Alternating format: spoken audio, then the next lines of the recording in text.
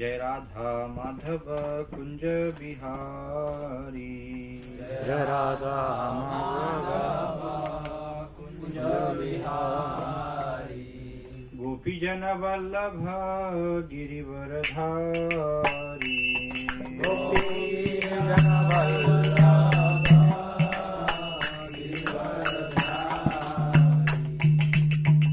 यशोदानंदन ब्रज जन रंजन।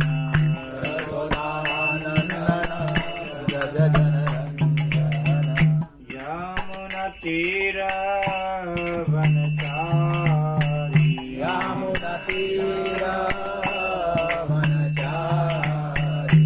यमुना तीर वनचारी। यमुना तीर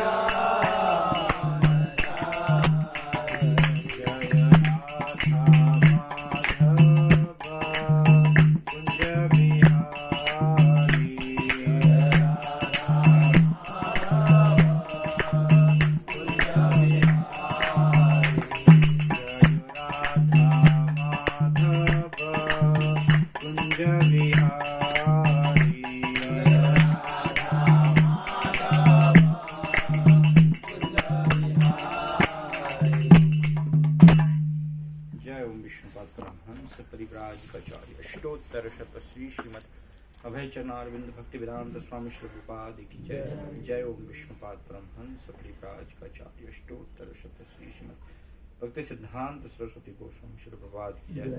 अनंत कोटि वैष्णव भक्त वृंद की जय।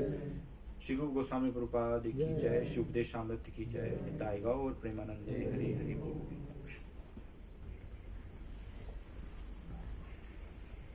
ओम नमो भगवते वासुदेवाय। ओम नमो भगवते वासुदेवाय। ओम नमो भगवते वासुदेवाय। ओम नमो भगवते वासुदेवाय। ओम नमो भगवते वासुदेवाय। ओम नमो भगवते वासुदेवाय। ओम ज्ञानतिमिरान्धस्य ज्ञानञ्जनशलाकया चक्षुरुन्मीलितमेन तस्मै श्री गुरुवे नमः। श्री चैतन्य मनोभीष्टं स्थापितं येन भूतले स्वयं रूपकदामयं ददाति सुपदान्तिकं। वन्देऽहं श्रीगुरुं श्रीयुतपदकमलं श्रीगुरुन् वैष्णवांश्च। श्रीरूपं साग्रजातं सहगण रघुनाथान्वितं तं सजीवं साद्वैतं सावधूतं परिजनसहितं कृष्णचैतन्यदेवं श्रीराधाकृष्णपादान् सहगण ललिता श्रीविशाखान्वितांश्च। जय श्री कृष्ण चैतन्य प्रभु नित्यानंद श्री अद्वैत गदाधर शिवासादि गौर भक्तवृंद। हरे कृष्णा कृष्णा कृष्णा हरे हरे हरे राम राम राम हरे हरे। श्री उपदेशामृत श्लोक संख्या 11। कृष्णोच्चैः प्रणय वसति प्रेयसीभ्यो अपि राधा। कुंडम चास्या मुनिभिर्वितस्तादृगेव वियधायि। यत्प्रेष्टरप्यलं सुलभं किं पुनर्भक्तिभाजां। तत्प्रेमेदं सकृदपि सरस्यातुराविष्करोति। अनुवाद। अनेक आमोद की वस्तुओं तथा ब्रज भूमि की समस्त प्रेयसी बालाओं में से श्रीमती राधा रानी निश्चय ही कृष्ण प्रेम की सर्वाधिक अमूल्य निधि हैं। हर प्रकार से उनका दिव्य कुंड मुनियों द्वारा भगवान श्री कृष्ण को उतना ही प्रिय वर्णित किया गया है। निसंदेह राधा कुंड महान भक्तों के लिए भी अत्यंत दुर्लभ है। अतएव सामान्य भक्तों के लिए इसे प्राप्त कर पाना तो और भी कठिन है। यदि कोई इसके पवित्र जल में केवल एक बार स्नान कर ले तो उसमें भगवान श्री कृष्ण के लिए शुद्ध प्रेम पूर्णतः प्रकट हो जाता है।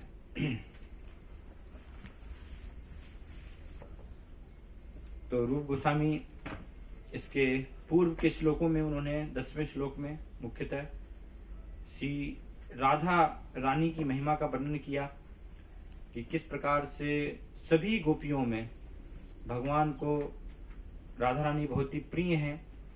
और इस श्लोक में यहाँ पर जो राधा रानी से अभिन्न है उनका कुंड, उसकी महिमा का यहाँ पर वर्णन कर रहे हैं रूप गोस्वामी कि राधा कुंड की महिमा क्या है ना, उसके बारे में इस श्लोक में वर्णन हो रहा है। तो यहाँ पर रूप गोस्वामी कह रहे हैं कृष्णोच्चे प्रणय वसति, है ना, कि कृष्ण से भी उच्च, अत्यधिक ऊंचा। तो शास्त्रों में हम देखते हैं कृष्ण से ऊंचा क्या है? कुछ भी नहीं है ना। कृष्ण ही सर्वश्रेष्ठ है।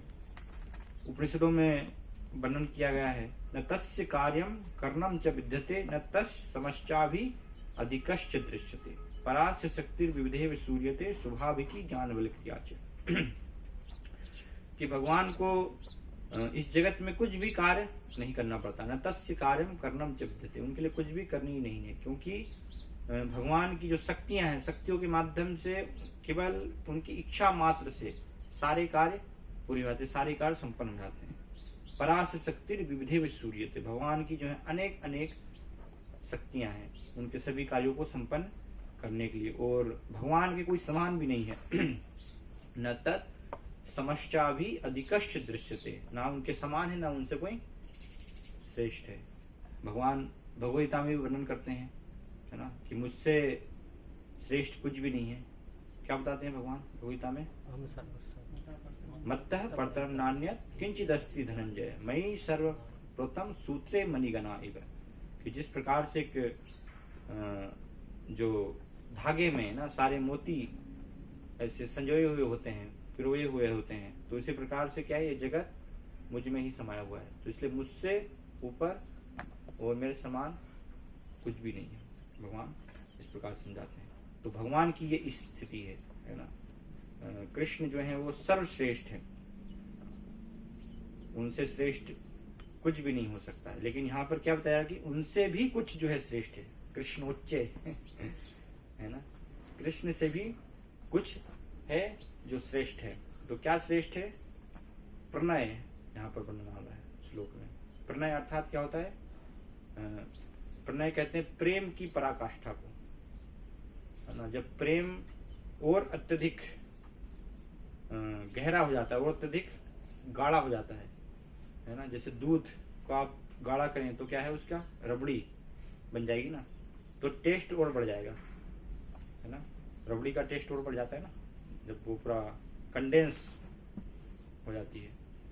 तो इस प्रकार से यहाँ पर ये इसको प्रणय कहा जाता है कि प्रेम पूरा उसकी प्रगाढ़ सीमा पर है ना, सर्वोच्च सीमा पर जब है तो उसको प्रणय कहते हैं। तो ये प्रणय क्या है? ये कृष्ण से भी ऊंचा है, कृष्ण से भी श्रेष्ठ है। शास्त्रों में बताया कृष्ण से कुछ भी श्रेष्ठ नहीं है ना। कृष्ण ही सर्वश्रेष्ठ है, उनके समान भी कोई नहीं है। लेकिन ये एक रहस्य है वास्तव में, क्योंकि इसको भक्ति जान सकते हैं कि कृष्ण से भी श्रेष्ठ क्या है? प्रेम वास्तव में। इसलिए शास्त्रों में वर्णन किया गया है, रूप गोस्वामी बताते हैं कि आप ज्ञान को तराजू में तोल सकते हैं और सिद्धियों को तोल सकते हैं तराजू में, लेकिन कृष्ण प्रेम को तोल नहीं सकते, उसकी कोई तुलना नहीं कर सकता, है ना। इस प्रकार से प्रेम। इसलिए भागवतम में क्या बताया गया है कि भगवान किसी के द्वारा भी जीते नहीं जा सकते। भगवान क्या है? अजीत। ये जितोपसी तेस्त्रीय लोक्याम, तीनों लोकों में भगवान को कोई भी नहीं जीत सकता है ना। भगवान अजीत हैं, लेकिन जो अजीत हैं वो भी जीत लिए जाते हैं। किनके द्वारा? जो उनकी प्रेम में सेवा में लगे हुए हैं, है ना। ऐसे भक्तों के द्वारा भगवान को भी जीता जा सकता है। तो ये ज्ञानी नहीं समझ सकते इस बात को कि ये कैसे संभव है ना, कि भगवान को भी कोई जीत सकता है, भगवान पे भी कोई विजय प्राप्त कर सकता है। लेकिन ब्रह्मा जी ये वर्णन कर रहे हैं श्रीमद् भागवतम में, है ना। आप पढ़ेंगे तो कि भगवान जीते नहीं जा सकते, लेकिन वो भी अपने प्रेमी भक्तों के द्वारा जीत लिए जाते हैं। इसलिए हम लीला देखते हैं ना, माता यशोदा, है ना। माता यशोदा ने भगवान को बांध दिया, भगवान बंध गए। भगवान किसी के द्वारा भी बांधे नहीं जा सकते, लेकिन फिर भी प्रेम से भगवान जो है बंध गए। और शिलपाद वर्णन करते हैं वहां पर कि जिनसे सारा जगत भयभीत है, सूर्य चंद्रमा, उनके भय से प्रतिदिन जो है सही समय पर उदय होता है, थोड़ा सा भी आगे पीछे नहीं हो सकता टाइमिंग में, है ना। हम लेट उठ सकते हैं, लेकिन सूर्य लेट नहीं उठेगा उसका जो टाइम है बिल्कुल उसको जागना ही है उस समय पे, क्योंकि भगवान के भय से भयभीत। भगवान के भय से जो है हवा बहती है ना। भगवान के भय से जो है सूर्यदेव प्रकट होता है, चंद्रमा अपनी चांदनी बिखेरता है।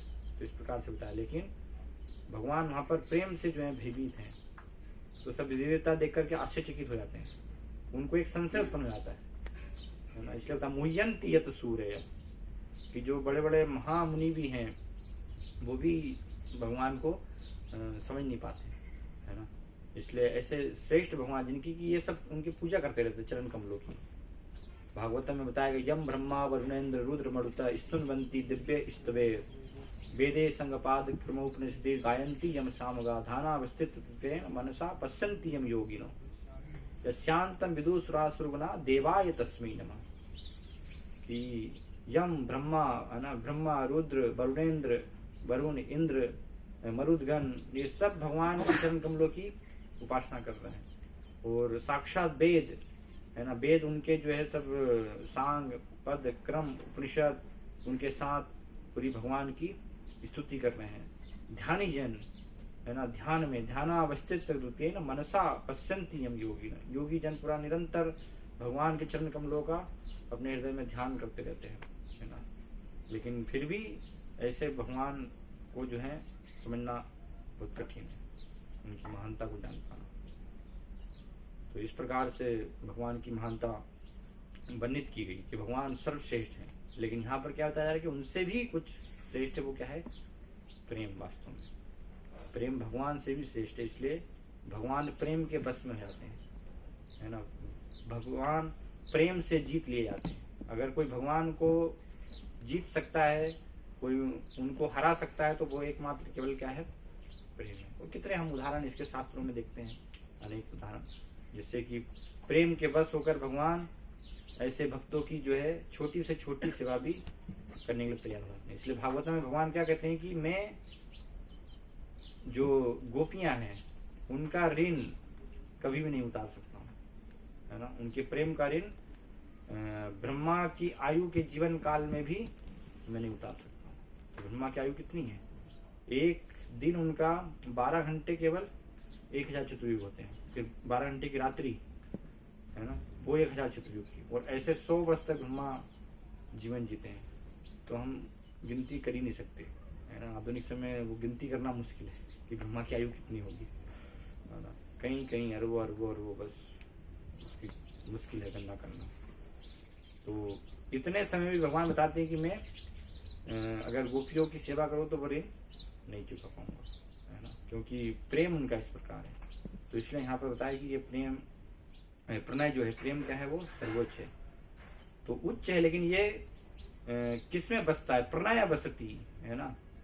तो ये प्रेम जो बसता है वो कौन है? श्रीमती राधा रानी, है ना। ऐसा सर्वोच्च प्रेम जो कि भगवान को भी जीत लेता है, उसकी पराकाष्ठा जो है प्राप्त होती है हमें श्रीमती राधा रानी में। इसलिए वो प्रेयसीभ्यो अपि राधा, है ना। सर्वाधिक सभी प्रकार की जो है प्रेयसियों में, भगवान की जितनी भी से सब प्रेम करने वाले भक्त हैं, उन भक्तों में राधा जो है वो सर्वश्रेष्ठ है, क्योंकि इस प्रेम से भगवान को भी वो आकर्षित करती। भगवान स्वयं जिनकी के चरण कमलों की सब सेवा कर रहे हैं, बड़े बड़े देवी देवता ऋषि मुनिगण सारे सेवा कर रहे हैं, आराधना कर रहे हैं, लेकिन भगवान किसके चरणों की आराधना कर रहे हैं? श्रीमती राधा रानी के, है ना। भगवान उनके चरणों को अपने शीश पर धारण करना चाहते हैं। एक आचार्य हैं जयदेव गोस्वामी, तो जयदेव गोस्वामी एक बार एक कुछ गीत गोविंद उन्होंने लिखा, तो उसमें वर्णन कर रहे थे वो, स्मर गलन खंडनम मम सी रसी मंडनम देही पद पल्लव उदारम, कि हे श्रीमती राधा रानी, है ना, देही पद पल्लव उदारम, आपके जो उदार चरण कमल है ना, वो मेरे सिर पर मुझे प्राप्त हो। तो जयदेव गोस्वामी ये लिखने वाले बड़ा आश्चर्य बोले, मैंने ये क्या लिख दिया? बोले कृष्ण जो है उनके चरणों को अपने शीश पर धारण करना चाहते हैं। तो बोले ये कैसे संभव होगा, है ना, कृष्ण की आराधना तो श्रीमती राधा नहीं करती हैं। तो थोड़ा फिर चले गए, तो बाद में खुद भगवान वहां पर रूप लेकर के आते हैं, बोलते हैं नहीं, ये जो भी आपने लिखा है वो सही लिखा है, इसमें किसी प्रकार से गलत नहीं है, क्योंकि मैं हमेशा इस प्रकार से उनके चरणों को अपने शीश पर धारण करने के लिए लालायित रहता हूँ। और उपनिषदों में बताया गया, विशेष रूप से ऋग्वेद में, यस्याह पाद रेणु विलुंठन, ऋग्वेद में बताया कि यस्या जिनके जो पाद रेणु चरण कमल है विलुंठन, है ना, उसको अपने शीश पर भगवान धारण करने के लिए लालयित रहते हैं। तो ये स्थिति है ना, जिनके की चरण कमलों की पूजा सारा जगत सब कर रहे हैं, लेकिन वो श्रीमती राधा रानी के चरणों की पूजा करना चाहते हैं, है ना, उसको अपने शीश पर धारण करना चाहते हैं। इसलिए नारद भक्ति सूत्र में वर्णन करते हैं कि अनर्वचनीयम राधा स्वरूपम, जो राधा स्वरूप है वो क्या है, अनर्वचनीयम, अर्थात शब्दों के द्वारा उसका प्रकटीकरण हो ही नहीं सकता, संभव ही नहीं है ना। हमारी कोई योग्यता नहीं कि हम जो है वो शब्दों से वर्णन कर सकें, कि जिनका वर्णन खुद भगवान नहीं कर सकते हैं, है ना। आप अगर समझने का थोड़ा प्रयास कीजिए कि भगवान, पहले तो भगवान जो कृष्ण है स्वयं शेषनाग कितने जो है वर्षों से शास्त्रों में हम पढ़ते हैं कि उनका गुणगान करने का प्रयास कर रहे हैं, लेकिन हजारों मुखों से, लेकिन वो भी अभी तक गुणगान नहीं कर पाए। तो भगवान कितने महान हैं, और ऐसे भगवान स्वयं राधा रानी का गुणगान नहीं कर सकते हैं, है ना, वो उनकी महिमा को नहीं जान सकते हैं, तो फिर हमारे लिए कैसे संभव होगा। इसलिए नारद जी कह रहे हैं अनर्वचनीयम राधा स्वरूपम, कि उनका जो स्वरूप है वो क्या है, अनर्वचनीय, शब्दों के द्वारा वो उसको कहना संभव ही नहीं है कि वास्तव में उनकी महिमा क्या है ना। तो इसलिए बहुत सहजता में नहीं लेना चाहिए। लोग भौतिक संसार में हम देखते हैं राधा कृष्ण लीलाएं तो कितना उसको सही ले लेते हैं, एक साधारण लड़के लड़की जैसे राधा कृष्ण सब ये गोपियाँ हैं, प्रेमिका थी वो, तो है ना, कुछ भी ऐसे सब वास्तव में ज्ञानी जीव वो कभी भी नहीं जान पाएंगे, है ना, उसके आसपास भी वो कभी भी भटक नहीं पाएंगे, क्योंकि इतना उच्च ये महान महान जो है भक्तों के लिए भी उच्च विषय है, इसको समझ पाना, जान पाना। तो इसलिए यहाँ पर बताया कि ये कृष्ण से भी उच्च है, राधा रानी का जो प्रेम है वो क्या है, कृष्ण से भी उच्च है। तो इसलिए प्रेम से वो जीत लेती हैं, तो सभी गोपियों में, सभी भगवान के भक्तों में महान है ना। तो आप देखेंगे कितनी प्रेयसियां हैं भगवान की, अनंत कोटि जो है गोपियां हैं जिनकी कोई तुलना ही नहीं है। ये बस स्कंद पुराण में बताया गया 3 करोड़ गोपियां, भगवान की जो गोपियां कितनी है, 3 करोड़, लेकिन वो तो एक वर्णन किया गया, बल्कि उससे भी कहीं कहीं गुना ज्यादा है ना।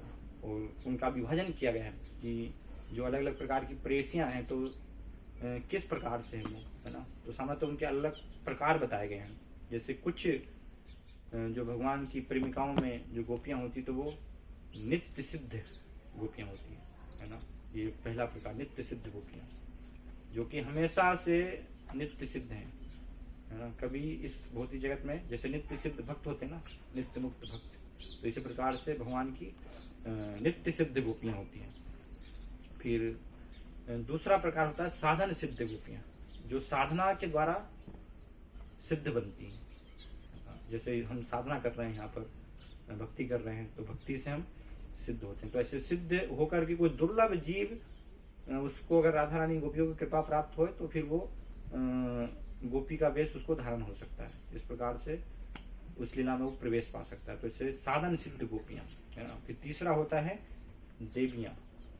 तो ये 3 प्रकार गोपियों के बताए। देवी अर्थात देवताओं की पत्नियां, वो भी भगवान की लीलाओं में भाग लेती हैं, प्रकट होती हैं यहाँ पर, तो उनको भी फिर गोपी का ध्येय प्राप्त होता है।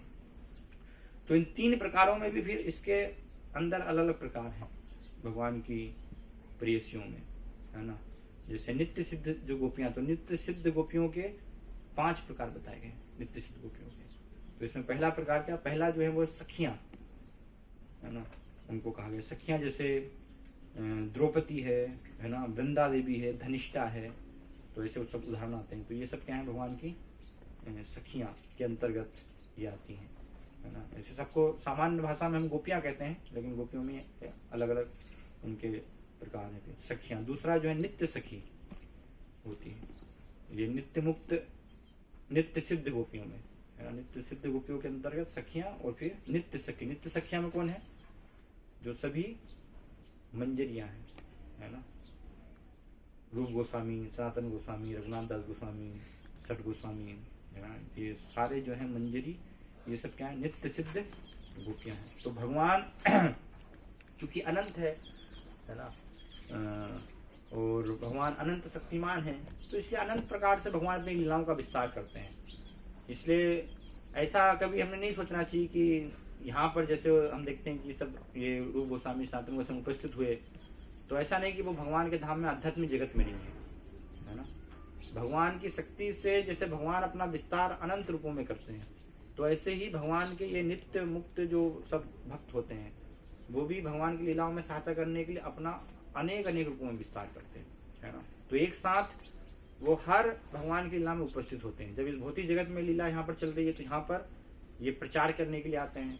तो यहाँ पर जब रूप गोस्वामी सनातन गोस्वामी प्रचार कर रहे थे, उपस्थित थे, तो ऐसा नहीं है कि भगवान के गोलोक धाम में उपस्थित नहीं थे, है ना। गोलोक धाम में भी कृष्ण लीला में भी वो उपस्थित थे एक साथ, यहाँ पर भी प्रचार हो रहा है, कृष्ण लीला में भी उपस्थित हैं। और क्योंकि लीला तो नित्य है ना, हमेशा चलती रहती है। ऐसा नहीं कि जहाँ जब लीला चल रही है तो गोलोक धाम में वहाँ बंद है ना। भगवान की लीलाएं जो है वो नित्य लीला है, हर समय निरंतर चलती रहती है। इस जगत में भगवान का जन्म हुआ तो ऐसा नहीं कि हम सामने तक 1 साल के बाद में आते हैं, है ना, भगवान का जन्माष्टमी उत्सव, लेकिन वो हर लीला नित्य लीला है भगवान, हर दिन जन्म हो रहा है भगवान, है ना। इस ब्रह्मांड में यहाँ आज जन्म हुआ, अगले ब्रह्मांड में कल जन्म हो रहा है, हर क्षण जन्म हो रहा है भगवान का किसी न किसी ब्रह्मांड में। तो इसलिए हर एक लीला उनकी क्या है, नित्य लीला है।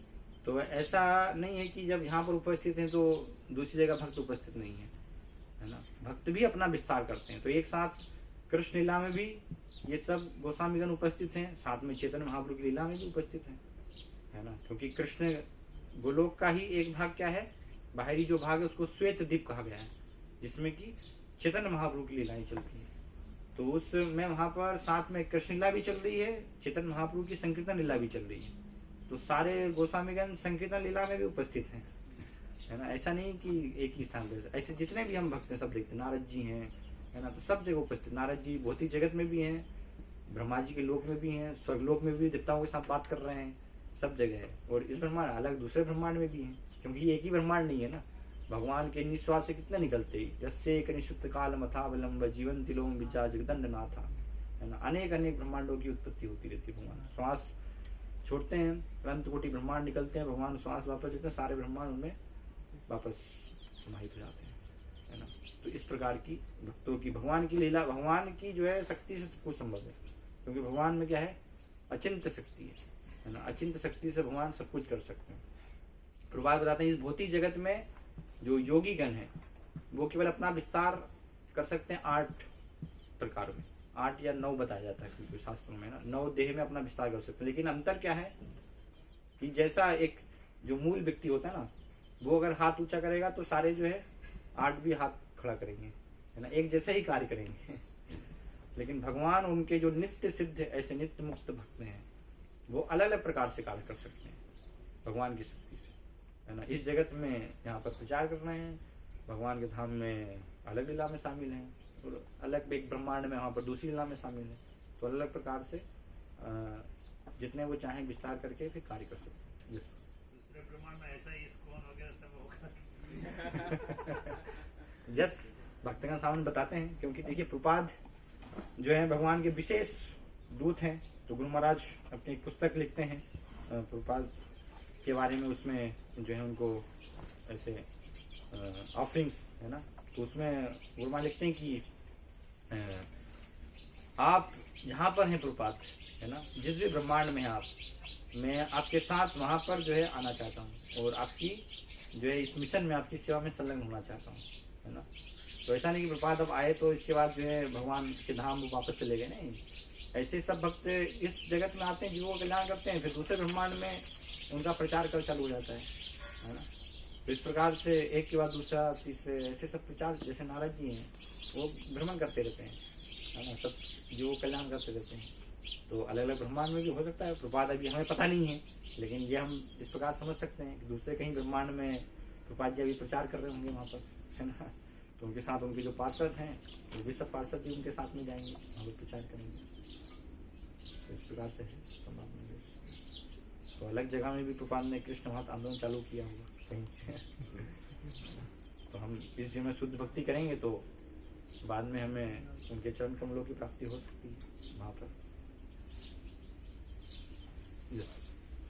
वो जैसे भागवतम में भगवान बताते हैं कि मतलब ये मतलब देवताओं लोगों को भी मतलब एक कथा जो दुर्लभ है, देवताओं लोगों के लिए ये कथा मतलब भागवतम कथा जो है वो दुर्लभ है। हाँ तो देवता लोग मतलब चाहते हैं कि पृथ्वी लोग जाए और कथा श्रवण करें, तो मतलब वहाँ कथा ये मतलब नहीं होता होगा भगवान का। वहाँ पर भोग अधिक है। स्वर्ग लोक में क्या है, इंद्रिय भोग बहुत ज्यादा है, तो इसलिए भक्ति करने की संभावना कम है वहाँ पर, है ना। क्योंकि ये जो पुण्य कर्म करते हैं तो उनको भोग भोगने के लिए स्वर्ग लोक में भेजा जाता है, तो इसलिए वो संभावना कम बताई गई है। वहाँ पे भी संभावना है, संभावना हर जगह है। भक्ति किसी भी स्थिति में कहीं से भी की जा सकती है और अपने आप को व्यक्ति ऊपर उठा सकता है वहां से। लेकिन सामर्थ्य बताया कि भारत भूमि जो है ये पुण्य भूमि है।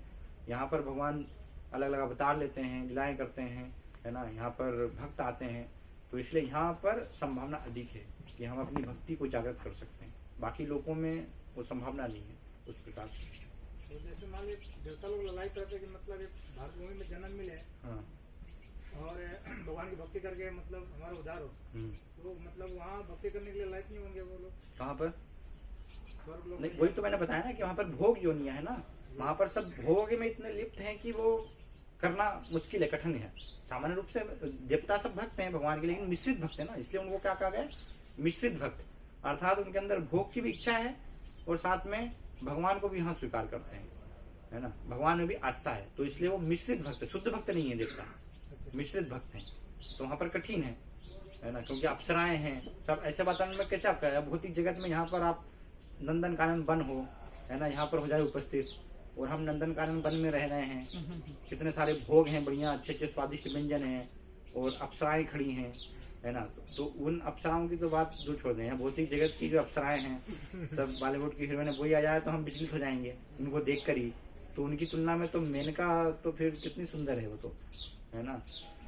शास्त्र में वर्णन है उनकी पायल की झनकार से, उसके शब्द सुन के बड़े बड़े विश्वामित्र जैसे मुनि जो है सब वो मोहित हो जाते हैं सुरीली आवाज से ही।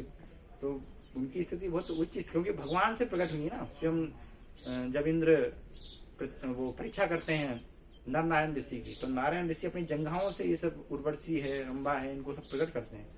तो बहुत वो कोई साधारण स्थिति नहीं है ना। शास्त्रों में बना नहीं कि यहाँ पर भौतिक जगत की जो सुंदरियां हैं, है ना, उनकी जो सुंदरता है वो तो जो स्वर्ग की अप्सराएं हैं उनके नाखून की भी तुलना नहीं हो सकती उनसे, है ना। इतनी वो सुंदर है। और गोलोक में जो गोपियां सुंदर हैं वो स्वर्ग की अप्सराओं की तुलना उनके नाखून के बराबर नहीं हो सकती, है ना। तो इस प्रकार से पूरी तुलना की गई है। 10 गुना ज्यादा बताया। या 10 गुना नहीं, कई गुना ज्यादा। हम कल्पना हमारी कल्पना से परे है वो, मतलब उनसे हाँ वो हमारी कल्पना से परे है। तो इसलिए अब ऐसे उपस्थिति में कैसे आप भक्ति कर पाएंगे। हरे कृष्ण मंत्र जब में ध्यान लगाएंगे और सामने अप्सरा उर्वशी रंबा है वहां पर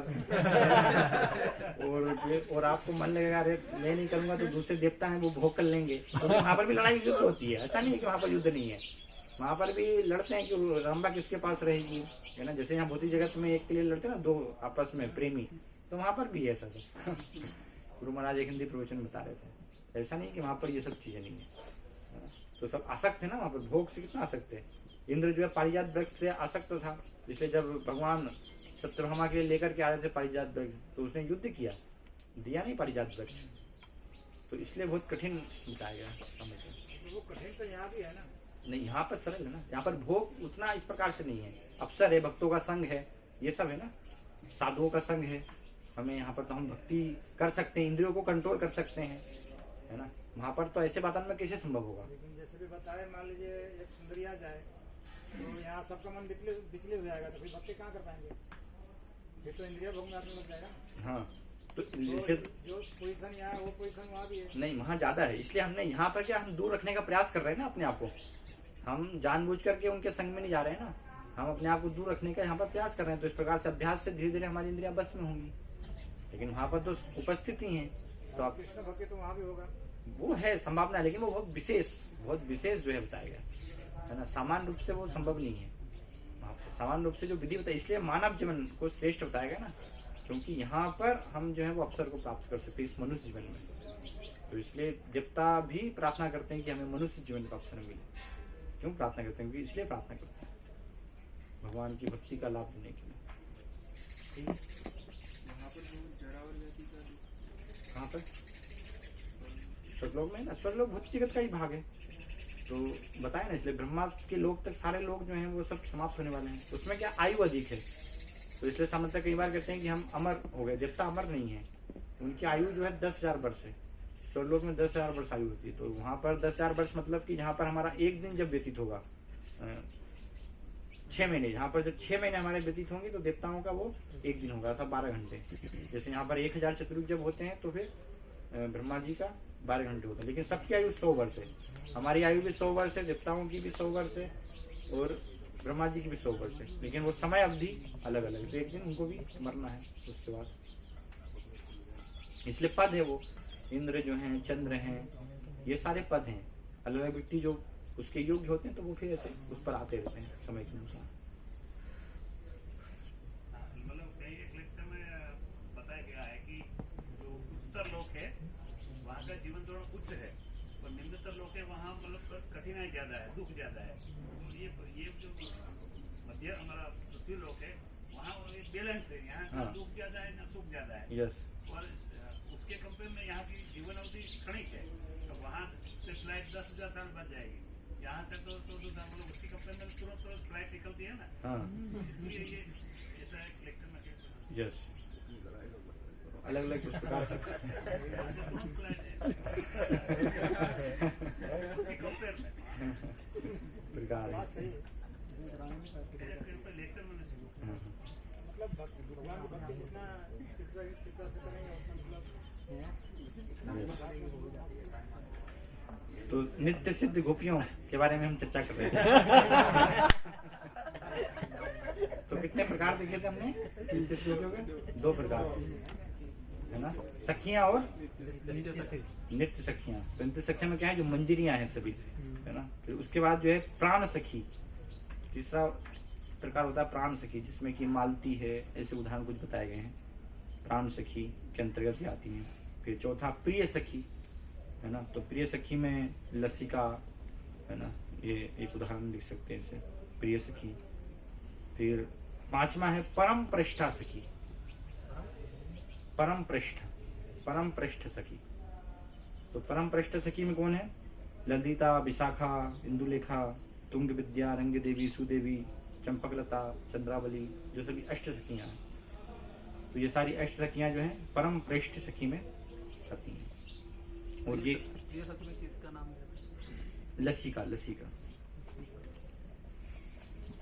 और ये नित्य सिद्ध जो सखियां हैं, ये क्या है, श्रीमती राधा रानी की ही विस्तार है ना। भगवान की जो है लीला विलास करने के लिए, उनको आनंद देने के लिए राधा रानी ही जो है इन सब गोपियों के रूप में अपना विस्तार करती है। इसलिए बताया कि इसके अंदर में 3 करोड़ से भी अधिक गोपियां हैं। उन सब गोपियों में भी 16,000 प्रमुख हैं, 16,000 में भी 108 प्रमुख है, 108 में भी 8 प्रमुख है और 8 में भी 1 प्रमुख है सबसे, है ना। तो इस प्रकार से ऐसे वहां पर तुलना की गई है ना। तो ये नित्य सिद्ध गोपियां। फिर दूसरा है प्रकार था साधन सिद्ध गोपियों का। तो साधन सिद्ध गोपियों में 2 प्रकार हैं, श्रुतिचारी गोपियां और अग्नि कुमार। श्रुतिचारी गोपी और अग्नि कुमारी का उनको बताया गया है। तो श्रुतिचारी गोपी में कौन है? जो श्रुतियां हैं, अर्थात वेद, है ना। तो ये सब वेद भी भगवान से प्रार्थना करते हैं कि हमें आपकी जो है रासलीला में भाग लेने का अवसर प्राप्त हो, हमें गोपी बनने का अवसर प्राप्त हो। तो भगवान उनको भी अवसर देते हैं। तो इसलिए ये श्रुतिचारी गोपी के अंतर्गत ये साधना सिद्ध है ना। साधना के द्वारा ये सिद्ध बनते हैं, क्योंकि भगवान की लीला में भाग लेने का अवसर विशेष रूप से जो गोपियों के साथ लीला है, उसमें हम देखते हैं कि लक्ष्मी जी को भी स्थान है ना। वैकुंठ में जो चेतन चेतावनी वर्णन आता है, चैतन्य महाप्रभु जब दक्षिण भारत जाते हैं तो चर्चा करते हैं वहाँ पर, है ना, श्री संप्रदाय के वहाँ पर भक्त से कि आप तो लक्ष्मी को श्रेष्ठ मानते हैं, लेकिन लक्ष्मी को तो कृष्ण की लीला में भी स्थान नहीं है। इसलिए लक्ष्मी जी तपस्या करती हैं, लेकिन तपस्या करने के बाद भी उनको स्थान प्राप्त नहीं हो पाता है। जब लक्ष्मी जी को स्थान नहीं है तो फिर किस, वो कोई साधारण स्तर पर नहीं है ऐसी सब लीलाओं का स्तर, है ना। बहुत विशेष जीवों को भाग लेने का अवसर प्राप्त होता है उन लीलाओं में। तो सारी श्रुतियां और वेद श्रुति चाली गोपी के अंतर्गत है। फिर अग्नि कुमार जो है अग्नि कुमारी का, तो ये कौन है? अग्नि कुमार है ना, अग्नि कुमार कुमार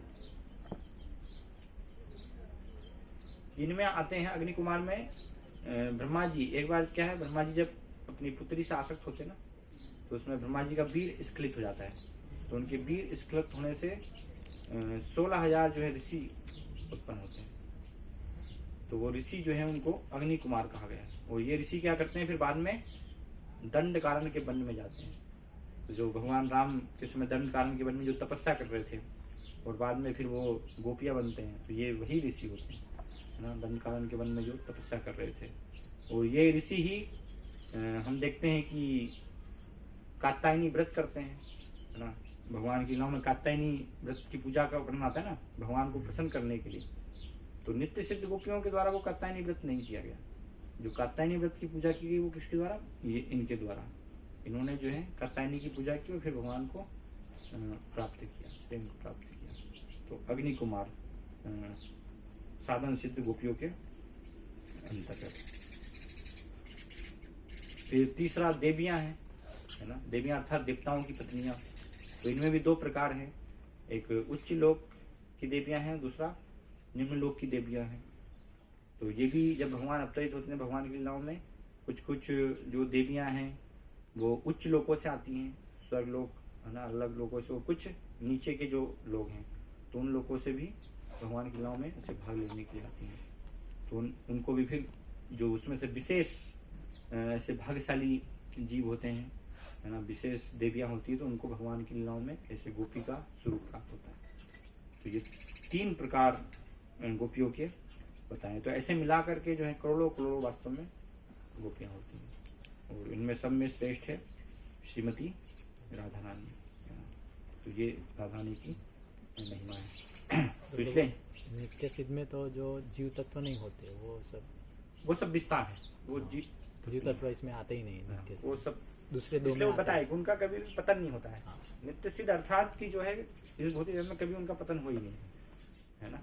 वो सब राधा रानी की ही प्रत्यक्ष विस्तार। हम वो स्थान प्राप्त नहीं कर सकते, इसलिए एक जीव कभी भी उस स्थान को प्राप्त नहीं कर सकता। उनके अंतर्गत रह करके उनको हम सहयोग कर सकते हैं उनकी सेवा में, है ना।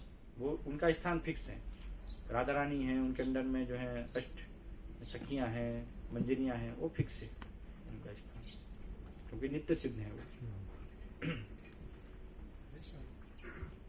तो जैसे अभी बताया कि ब्रह्मा जी अपनी पुत्री से आसक्त हो गए, तो क्या मतलब ये इसको किस दृष्टिकोण से सोचा गया, मतलब इसी बारे में? काम वासना कितने प्रबल है, वो शिक्षा वहां पर दे रहे हैं, है ना। कि काम वासना जो है वहां पर एक उदाहरण सिखा रहे हैं ना, कि आप, इसलिए भागवतम में श्लोक आता, मात्रा सुहित्रा दुहित्रा वा ना विविक्ता सुनो भवेश बलवान इंद्रिया ग्रामो विद्वांसम अपनी कर सकी। कि व्यक्ति को जो है अपनी माँ, बहन और पुत्री के साथ भी एक ही आसन पर नहीं बैठना चाहिए, क्योंकि बलवान इंद्रिया ग्रामो, इंद्रिया जो है इतनी बलवान होती है, विद्वांसम अपनी कर सकी, विद्वान से विद्वान व्यक्ति को भी आकर्षित कर लेती है, उसकी बुद्धि को हर लेती है। तो ये उदाहरण हम देख सकते हैं ब्रह्मा जी का। तो वो शिक्षा भगवान सिखाते हैं ना, श्रेष्ठ व्यक्ति के माध्यम से सिखाते हैं भगवान हमें। तो इसलिए उससे ऐसा नहीं कि ब्रह्मा जी की हम निंदा करें। ब्रह्मा जी तो वास्तव में वो शुद्ध भक्त हैं, वो आदरणीय हमारे लिए, है ना। क्योंकि जो श्रेष्ठ व्यक्ति है उनमें कोई दोष नहीं होता। अगर कभी दोष दिखाई देता है तो वो दोषों को हमें नजरअंदाज करना चाहिए। इसलिए आप कई बार हम देखेंगे इंद्र, है ना, बहुत सारे हम इंद्र के ऐसे अलग अलग कांड भी देखते हैं, है ना, लेकिन फिर भी इंद्र जो है हमारे लिए पूजनीय है। भगवान स्वयं उनको जो है सम्मान प्रदान करते हैं, तो वो उसके कारण निंदा नहीं की जानी चाहिए, है ना। तो इस कारण से सुखदेव गोस्वामी ने क्यों भागवत में वर्णन किया कि वो दिखाना चाहते थे कि काम वासना कितनी प्रबल होती है। तो इसलिए हमें माँ, बहन, पुत्री के साथ भी एक आसन पर बैठने से सतर्क रहना चाहिए। चेतन महाप्रभु ने सावधान किया, नहीं तो उनके प्रति भी हमारी काम वासना जागृत हो सकती है। जैसे ब्रह्मा जी जो है भागने लगे, अपने सब पुत्र वो देख रहे हैं, सब ऋषि मुनि, उनके पुत्र जो है ये क्या कर रहे हैं हमारे पिताजी, है ना। तो मतलब उसका ही असर है पृथ्वी लोग रहेगा। कहीं ऐसा घटना बनता है कि मतलब पिता जो है पुत्री के साथ ऐसा घटना बनता है? नहीं, उसका असर नहीं, वो तो कली का असर है ना। कलयुग के प्रभाव से लोग जो है इस प्रकार से आकर्षित होते हैं। तो कहने मतलब ब्रह्मा जी इतना उच्च कोटि का, तो ऐसा तो घटना नहीं हो सकता है? हो सकता है, वो शिक्षा के लिए ना, हमें सिखाने के लिए। काम वासना प्रबल है, इसलिए बताएं विद्वान सब अभी कर सकते। इसका अर्थ क्या है? कि कितना ही विद्वान से विद्वान व्यक्ति क्यों ना हो, वो भी आकर्षित हो सकता है ना। शिव जी भी आकर्षित हो गए, शिव जी तो धीर है ना, लेकिन मोहिनी रूप के पीछे जो है वो आकर्षित हो गए। तो इसलिए बताया कि भगवान की माया शक्ति बहुत प्रबल है, कोई उससे जो है बच नहीं सकता है। वो केवल जब भगवान की कृपा से ही जीव बच सकता है, बस अपने प्रयास से कुछ भी नहीं होगा। भगवान की जिसके ऊपर कृपा है वही बचा रह सकता है। तो हमें शिक्षा ग्रहण करनी है उससे, है ना, कि हम भी आकर्षित हो सकते हैं, तो इसलिए हम सावधान रहें, है ना। इसलिए तो वो सब उदाहरण दिए गए ना, ऐसा उनको वहां पर बताया गया भागवतम में।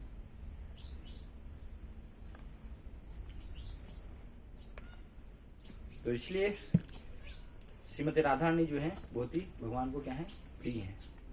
तो शिल प्रपात यहाँ पर तात्पर्य में वर्णन कर रहे हैं, लिख रहे हैं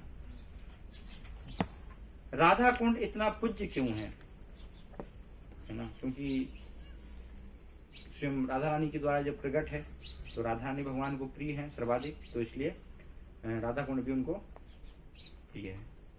यह सरोवर इसलिए पूज्य है क्योंकि यह श्रीमती राधा रानी का है, जो भगवान श्री कृष्ण की सर्वाधिक प्रिय पात्र हैं। वे समस्त गोपियों में से सर्वाधिक प्रिय हैं। इसलिए आप देखिए रासलीला के समय भगवान सारी गोपियों को छोड़ करके, और एक समय ऐसा आता है कि भगवान राधा रानी के साथ अकेले उनको लेकर के चले जाते हैं, है ना, बाकी सारी गोपियों को एक ही स्थान पर छोड़ देते हैं।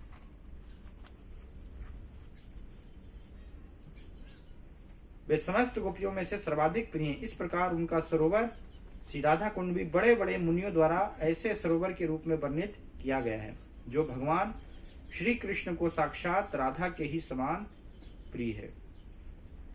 निसंदेह राधा कुंड तथा श्रीमती राधा के लिए भगवान श्री कृष्ण का प्रेम सभी तरह से एक जैसा है। यह राधा कुंड भक्ति में पूरी तरह संलग्न बड़े बड़े पुरुषों तक के लिए अत्यंत दुर्लभ है। तो फिर उन सामान्य भक्तों के लिए क्या कहा जाए, जो केवल वेदी भक्ति के अभ्यास में लगे रहते हैं। तो क्या यहाँ पर बता रहे हैं प्रपात कि बड़े बड़े पुरुषों तक के लिए दुर्लभ है अत्यंत, तो फिर उन सामान्य भक्तों के लिए क्या कहा जाए, जो केवल वेदी भक्ति के अभ्यास में लगे हैं। तो ऐसा क्यों कहा जा रहा है यहाँ पर कि दुर्लभ है ना। कितनी बार गए हैं आप लोग सब राधा कुंड, है ना, बहुत सारे भक्त ज्यादा बार भी गए होंगे। तो फिर हम तो चले गए राधा कुंड, कोई भी यहाँ से टिकट लेगा वृंदावन पहुंच जाएगा और राधा कुंड वहां पहुंच सकता है, जा सकता है, तो हो गए उसको तो दर्शन राधा कुंड के। तो फिर तो दुर्लभ कैसे हुआ, यहाँ पर बताया बड़े बड़े मुनियों के लिए दुर्लभ है ना। तो साधारण व्यक्ति हम तो जा पा रहे हैं, तो फिर कैसे दुर्लभ है। इसका अर्थ क्या प्रपात गलत लिख रहे हैं यहाँ पर कुछ, है ना। तो इसलिए इसको समझने की सही रूप से हमें आवश्यकता है कि क्यों दुर्लभ है। तो आगे इसका जो है वर्णन कर रहे हैं यहाँ पर प्रपात लिखेंगे। ऐसा कहा जाता है कि जो भक्त राधा कुंड में एक बार स्नान कर लेता है, वह तुरंत भगवान श्री कृष्ण के प्रति गोपियों जैसा प्रेम भाव उत्पन्न कर लेता है। श्री रूप गोस्वामी संस्तुति करते हैं, यदि कोई राधा कुंड के किनारे स्थायी रूप से न भी रह सके तो कम से कम जितनी बार हो सके इस सरोवर में स्नान तो कर ही ले। भक्ति संपन्न करने में यह सबसे महत्वपूर्ण बात है। इस प्रसंग में श्री भक्तिविनोद ठाकुर लिखते हैं कि जो लोग श्रीमती राधा रानी की सखियों तथा विश्वास पात्र दासियों मंजरियों के रूप में, जो हमने चर्चा किया भी है ना, सखी मंजरी के रूप में अपनी भक्ति विकसित करने के इच्छुक हैं, उनके लिए राधा कुंड सर्वश्रेष्ठ स्थान है। जो लोग अपने आध्यात्मिक सरोज सिद्ध देह को पाकर श्री भगवान के दिव्य धाम गोलोक वृंदावन लौट जाने के इच्छुक हैं, उन्हें राधा कुंड में रहना चाहिए। तो किन के लिए बात हो रही है यहाँ पर, सिद्ध देह, है ना, सिद्ध देह हैं, जो मंजरियां हैं, है ना, सखियां हैं, इस रूप में जो सेवा करना चाहते हैं वास्तव में, ये सामान्य व्यक्ति के लिए नहीं है, है ना। इसलिए सही रूप से हमें समझने की आवश्यकता है। हम जाएंगे ऐसे, हमें लगेगा कि हमने प्राप्त कर लिया। लोग जाते भी हैं, जाते हैं, उसमें स्नान करते हैं, है ना। जब उसका प्राकट होता है तो उस दिन पूरा भीड़ रहती है वहां पर, आप देखेंगे, है ना, अष्टमी के दिन सब लोग उसमें स्नान करते हैं। तो क्या उनको प्रेम प्राप्त हो जाएगा ऐसे लोगों को? यहाँ पर लिखा है ना, जो भक्त राधा कुंड में एक बार स्नान कर लेता है वह तुरंत भगवान कृष्ण की गोपियों जैसा प्रेम भाव उत्पन्न कर लेता है। तो कितने लोगों ने कितनी बार स्नान कर लिया होगा, उनको प्रेम प्राप्त हो गएगा? स्नान करने के बाद में जाते हैं बाहर गोलगप्पे खाते हैं इंद्रिय भोग में लग जाते हैं फिर, है ना। तो ये कैसे प्रेम है? और राधा कुंड पे निवास वहां पर बस करने, इसलिए बताया कि ये बाहरी दृष्टिकोण से इसको नहीं समझना है ना, कि हम चले जाएं राधा कुंड पर निवास करने लगे वहां पर बस। इसलिए सुपान ने क्या बताया, इससे श्रेष्ठ वास्तव में क्या है, जो आचार है उनके निर्देशों का, जो सब मंजरियां हैं वास्तव में उनके निर्देशों का पालन करना। तो उनके निर्देश क्या है, इसलिए पहला श्लोक है ना, पहले बाचो बेगम मनसा क्रोध बेगम जीवा बेगम उद्रोपस्थ बेगम है ना, अत्याहार प्रयास से प्रजल्पो नियम आ गई, ये सब करो। तो पहले हमें सब तथाकथित भाव वो अपने आप को मन में चिंतन करने से लाभ नहीं होगा, है ना। कुछ पालन हम कर नहीं रहे नीति नियम, और हम सोचेंगे नहीं हम राधा कुंड में रहने के योग्य हो गए हैं, हमें प्रेम प्राप्त हो गया है, तो प्रेम प्राप्त हो गया और मंगला आरती आ ही नहीं रहे हैं आप, है ना, सारे नीति नियम विधिना पालन नहीं कर रहे हैं, तो फिर कैसा हो प्रेम। तो बहुत ये तथाकथित, और ये वास्तव में आप देखेंगे वृंदावन जाएंगे तो ये अलग अलग विचित्र प्रकार के लोग मिलेंगे वहाँ पर, राधा कुंड के तट पर, है ना। बहुत सारे बाबा जी वहाँ रहते हैं, है ना, तो वो आपको अपना सिद्ध देह बता देंगे कि देखो आपकी सिद्ध देह ये है ना। तो बहुत सारे ऐसे विदेशी लोग आते हैं और वो सोचते हैं कितना बहुत बढ़िया है ना, बाबा जी महाराज हमारी सिद्ध देह बता रहे हैं। और सिद्ध देह प्राप्त करके फिर वो अपने भौतिक कार्यों में लग जाते हैं, जॉब जा रहे हैं, तो सिद्ध देह प्राप्त हो गई, आप गोपी हैं और आप जॉब कर रहे हैं यहाँ पर भौतिक जगत में तो तथाकथित है इस प्रकार से। और एक बार तो एक बाबा जी जो है, उन्होंने दो व्यक्ति गए तो उनको जो है अपनी सिद्ध देह बताई कि आपका आध्यात्मिक युग में स्वरूप ये है, और उन्होंने बोला कि किसी को बताना मत, है ना, ये बहुत गुप्त है। तो लेकिन बाद में उन्होंने चर्चा की आपस में थोड़ा सा कि बोले तुम्हें क्या बताई, तुम्हें क्या बताई, तो ऐसा कुछ विषय आया, तो फिर बताया कि मुझे तो ये उन्होंने बताया है। वो दूसरे बोला कि मुझे तो ये बताया, अरे बोले ये तो मेरा है तो दोनों को एक ही दे दिया था बाबा जी ने ये दोनों की एक ही स्वरूप थे तो ऐसे सब ठगने का प्रयास वहां पर जो है करते हैं बाबा जी लोग जो भी रहते हैं। तो इसलिए यहाँ पर आ रहा है बहुत ही जो सिद्ध देह वाली भक्त है ना, उसका वास्तविक जो प्रकट जो वास्तव में राधा कुंड है ना, बाहरी रूप से हम उसको एक स्थान जल देख सकते हैं, लेकिन ऐसा नहीं कि वो कोई उसका प्रभाव नहीं होता। यहाँ पर भौतिक जगत में भी जो है तो उसमें भी स्नान व्यक्ति करते हैं, उसका दर्शन करते हैं, तो निश्चित रूप से उनको पुण्य लाभ होता है ना, भक्ति का लाभ होता है। लेकिन वास्तविक रूप से उसकी महिमा को तो ऐसे ही भक्त जो पूर्ण रूप से, इसलिए भक्ति सद महाराज अपनी अनुवृत्ति टीका में, है ना, बहुत सुंदर इसके बारे में वर्णन कर रहे हैं। तो क्या लिख रहे हैं Bhakti Sad Maharaj, Shri Radha Kund is full of prema and is actually comprised of water of prema. तो पूरा एक गाढ़ा है ना, जो पूरा भाव वो है पूरा यहाँ पर बताया गया है। वाई, फिर यहाँ पर भक्ति साधना में लिख रहे हैं वाई ट्रांसेंडेंटली रिसाइडिंग, मतलब दिव्य रूप से, है ना। यहाँ पर जो पास होता है तो कैसे, ट्रांसेंडेंटली रिसाइडिंग अर्थात अप्राकृत वास, प्राकृत वास नहीं। भौतिक जगत में हम जाएंगे राधा कुंड के तट पर जो है एक किराए का मकान खरीद सकते हैं वहां पर और रह सकते हैं, लेकिन ये क्या है, प्राकृत वास है, अर्थात भौतिक रूप से हम वास करें। यहाँ पर भक्ति साध महाराज किसकी बात कर रहे हैं, ट्रांसेंडेंटली रिसाइडिंग, अप्राकृत वास। तो राधा कुंड के तट पर अप्राकृत वास हो सकता है। इसलिए क्या बताया जा रहा है कि बड़े पुरुषों, अत्यंत मुक्त पुरुषों तक के लिए दुर्लभ है ना, उस स्थान को प्राप्त कर पाना। तो वास्तव में जो राधा कुंड है आध्यात्मिक जगत में वास्तविक, जो कि भगवान को परम प्रिय है, ये भौतिक जगत में भी अभिन्न है उससे, है ना, लेकिन हम अपनी जब तक हमारे हृदय में अनर्थ है तब तक उसके स्वरूप का वास्तविक दर्शन नहीं कर पाएंगे। तो ऐसे लोगों के लिए वहां पर बताया गया कि ऐसे लोग अप्राकृत रूप से वास कर सकते, उसमें प्रवेश प्राप्त कर सकते हैं, है ना। बिना गोपी भाव को धारण किए कोई राधा कुंड में प्रवेश कर ही नहीं सकता है, संभव ही नहीं है ना। और साधारण रूप से तो वृंदावन में भी कोई प्रवेश नहीं कर सकता। इसलिए वृंदावन में आप देखिए क्षेत्रपाल शिव हैं बाहर धाम की रक्षा करने के लिए, कुछ हो सकता है कि हम तो प्रवेश कर गए, कितनी बार हम तो गए, है ना, लेकिन घूम के आ गए, हमारी चेतना में तो कोई फर्क पड़ा ही नहीं, तो फिर इसलिए वो वास्तव में वृंदावन में अंदर प्रवेश नहीं होगा, है ना, जाकर भी। तो वास्तविक प्रवेश तो बहुत दुर्लभ है, विशेष रूप से गोपियों की लीला में बताया गया है ना। तो ऐसे स्थान तो ये भगवान की सबसे यहाँ पर गुह्य लीलाएं होती है। राधा कुंड का जो तट है उस पर अत्यंत गुह्य लीलाएं भगवान की चलती हैं। तो उन गुह्य लीलाओं में कोई थोड़ा सा भी अगर किसी का प्रवेश होगा जरा सा भी, तो तुरंत सब गोपियों को पता लग जाता है कि कोई अनावश्यक जो है तत्व ने यहाँ पर प्रवेश कर गया है। जैसे एक कथा थी कि शिव जी गोपी लीला में प्रवेश करना चाहते थे, है ना, तो लेकिन गोपी लीला में तो प्रवेश जो सिर्फ गोपी हैं उन्हीं को मिलता है, कोई पुरुष रूप में वहां पर प्रवेश नहीं कर सकता है। तो शिव जी बहुत तपस्या करते हैं, प्रार्थना करते हैं, और वृंदावन में जो पूर्णमासी हैं, है ना, उनसे निवेदन करते हैं। तो वो कहती है कि देखिए इसमें प्रवेश करना तो बहुत कठिन है, हाँ, लेकिन वो कृपा करके कहती है कि आप एक काम करना, मैं आपको दूर से जो है आप वहां पर खड़े रहना और देखते रहना। इस प्रकार से जब भगवान की यहाँ पर ये रासलीला हो रही है निधिवन, तो निधिवन स्थान वहां पर वो सब पूर्णमासी प्रकार से बोलते हो, शिव जी जाकर के खड़े हो जाते हैं, है ना, मतलब वहां पर ऐसे नहीं पुरुष रूप में गोपी के रूप में जाते हैं, तब भी बाहर है उनके स्थान है, अंदर प्रवेश नहीं है।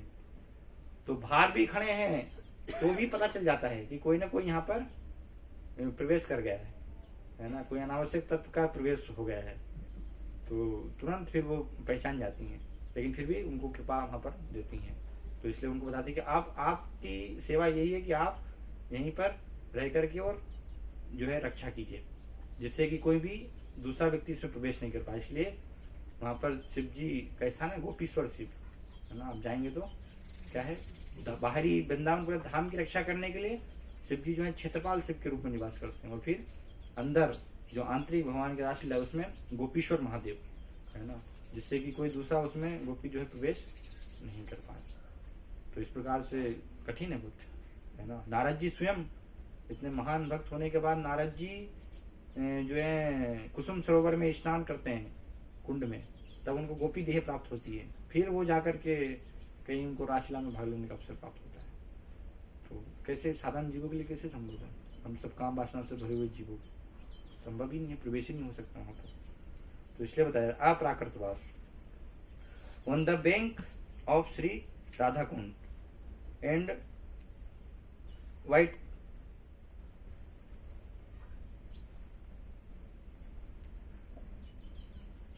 transcendently bathing अप्राकृत स्नान in its water one will obtain the topmost प्रेम, है ना। तो अप्राकृत स्नान से होगा ये, साधारण भौतिक प्राकृत स्नान से नहीं होगा कि हम गए और वहां स्नान कर लिया तो कृष्ण प्रेम प्राप्त हो जाएगा, नहीं, है ना। भौतिक इच्छाएं वो ज्यों की त्यों लोगों की बनी रहती। तो ऐसे स्तर को जब लोग प्राप्त होंगे शुद्ध, है ना, ऑलरेडी वो पूर्ण रूप से शुद्ध हो चुके हैं अपने अनर्थों से, और तब उस शुद्ध अवस्था में जब उसमें स्नान करेंगे तुरंत उनको सर्वोच्च प्रेम प्राप्त हो जाएगा। मतलब एक स्तर का प्रेम अभी प्राप्त हो चुका है ना। जैसे शुद्ध भक्ति में मैंने अलग अलग स्तर देखे थे, इस प्रकार से अलग अलग भक्तों के भी स्तर होते हैं। तो ऐसे जो शुद्ध भक्ति के स्तर को प्राप्त कर चुके हैं उनमें से ऐसे जीवों को वहां पर योग्यता है ना, अप्राकृत अवस्था में। और उस अवस्था में जब वो व्यक्ति स्नान करेगा तो फिर उसको शुद्ध प्रेम प्राप्त हो जाएगा, सर्वोच्च प्रेम अर्थात माधुरी रस में उसको प्रवेश मिल जाएगा, है ना। क्योंकि माधुरी रस बड़ा दुर्लभ है ना, अलग अलग प्रकार की जैसे रस बताए, शांत रस, दास्य रस, सख्य रस, वात्सल रस, फिर माधुरी रस, सर्वोच्च सभी में। तो ये माधुरी रस जो है वो प्रेम की पराकाष्ठा है ना। उसमें भी दो भाग हैं माधुरी रस में भी, है ना। कुछ जो है उसमें प्रेमिका के रूप में और कुछ जो द्वारिका की रानियां हैं, है ना, तो उस रूप में है।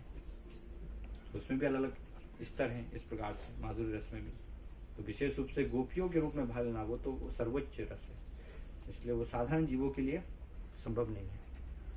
तो इसलिए यहाँ पर वर्णन किया जा रहा है कि ऐसे जीव के लिए भी दुर्लभ है। तो आगे यहाँ पर फिर लिख रहे हैं, प्रभु जी वो जो माधुर्य रस आपने बताया वो स्वकीय और परकीय भाव, यही हाँ, स्वकीय परकीय। स्वकीय अर्थात जो लक्ष्मियां हैं, रानियां हैं, और परकीय रस गोपियां। Remaining thoroughly aloof from all desire for material sense enjoyment, one should constantly perform deep meditational worship, manas bhajan, in strict devotion to Srimati Radhika for the duration of one's life, है ना। तो समझ रहे हैं इसको कि remaining thoroughly aloof from all desire of material sense enjoyment, पूरी तरह से हम जो है इससे अपने आप को अलग करा, थोड़ी सी भी जो इच्छा नहीं है ना, पूरा इससे अपने आप को अलग कर लिया है, जैसे बात ध्यान देते ना कैसे अलग होना चाहिए, और हमारा मन पूरी तरह से उनकी भगवान की सेवा में लगा होना चाहिए। जिस प्रकार से एक प्रेमी है ना, जो प्रेमिका से आसक्त होता है,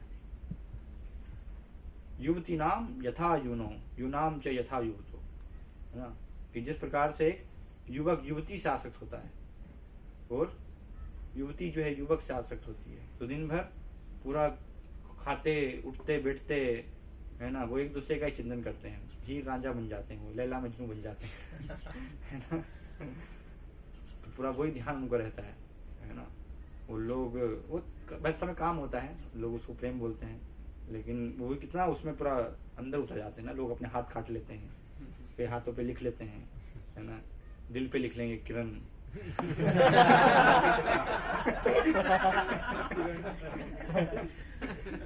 तो ये सब क्या है तो उदाहरण दिया गया ये पद्म पुराण में जो उदाहरण है कि ऐसे जो है भगवान के प्रति हमारा आकर्षण होना चाहिए, इतना घनिष्ठ, है ना, वास्तव में भौतिक स्तर पर उसकी जो है तुलना की गई। तो ऐसे सब पूरा भौतिक इंद्रिय भोग से हम पूरा मुक्त हो गए, अपने आप को अलग कर लिया है। और one should constantly perform deep meditation, है ना, पूरा गहरा जो है चिंतन, पूरा हमारा माइंड जो है एब्जॉर्व है ना, भगवान की सेवा में, गोपियों की जो है सेवा में, भक्ति में लगा हुआ है। तो पूरा जीवन जब इसको इस प्रकार से हम कर रहे हैं तब जाकर के संभव है ना। ये अप्राकृतवास ये तो कोई इतना साधारण नहीं है, सस्ता नहीं है कि हम बस गए और हाँ हमने स्नान कर लिया, वो हम अपने आप को बहुत प्रसन्न माने कि देखो बड़े बड़े देवताओं के लिए, उनके दुर्लभ भक्तों के लिए, लेकिन हमने तो प्राप्त कर लिया है, हम तो यहीं पर रह रहे हैं, बहुत कठिन है।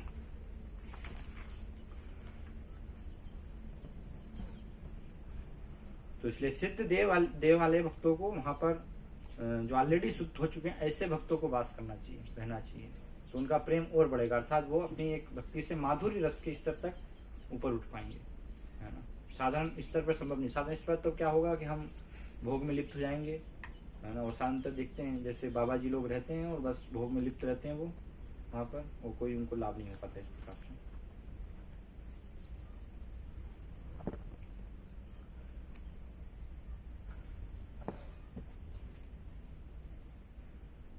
उन्हें राधा कुंड में रहना चाहिए, उन्हें श्री राधा रानी की विश्वास पात्र दासियों की शरण ग्रहण करनी चाहिए और उन्हीं के निर्देशन के अनुसार निरंतर श्री राधा की सेवा करनी चाहिए। जो लोग श्री चैतन्य महाप्रभु के संरक्षण में भक्ति करते हैं उनके लिए सर्वश्रेष्ठ विधि है, क्योंकि चैतन्य महाप्रभु ये भाव को हमें देने के लिए आए, है ना। जो राधा रानी की भक्ति है, जो सब उनकी सेविकाओं के द्वारा है ना, सारे उनके जो अनुयायी हैं, रूप गोस्वामी, सनातन गोस्वामी, सब मंजरियां हैं, तो उन्होंने ये हमें विधि दी है कि उनके चरण चिन्हों पर अगर हम चलेंगे तो इस स्तर को प्राप्त कर सकते हैं। और हम सोचेंगे कि नहीं ये तो पता नहीं, दूसरे बाबा जी जो है हमें सिद्ध देह बता रहे हैं हमारी अभी से, तो ठीक है, प्रपाद ने तो हमें बताया नहीं सिद्ध देह, तो इसलिए हम बाबा जी की शरण लेंगे।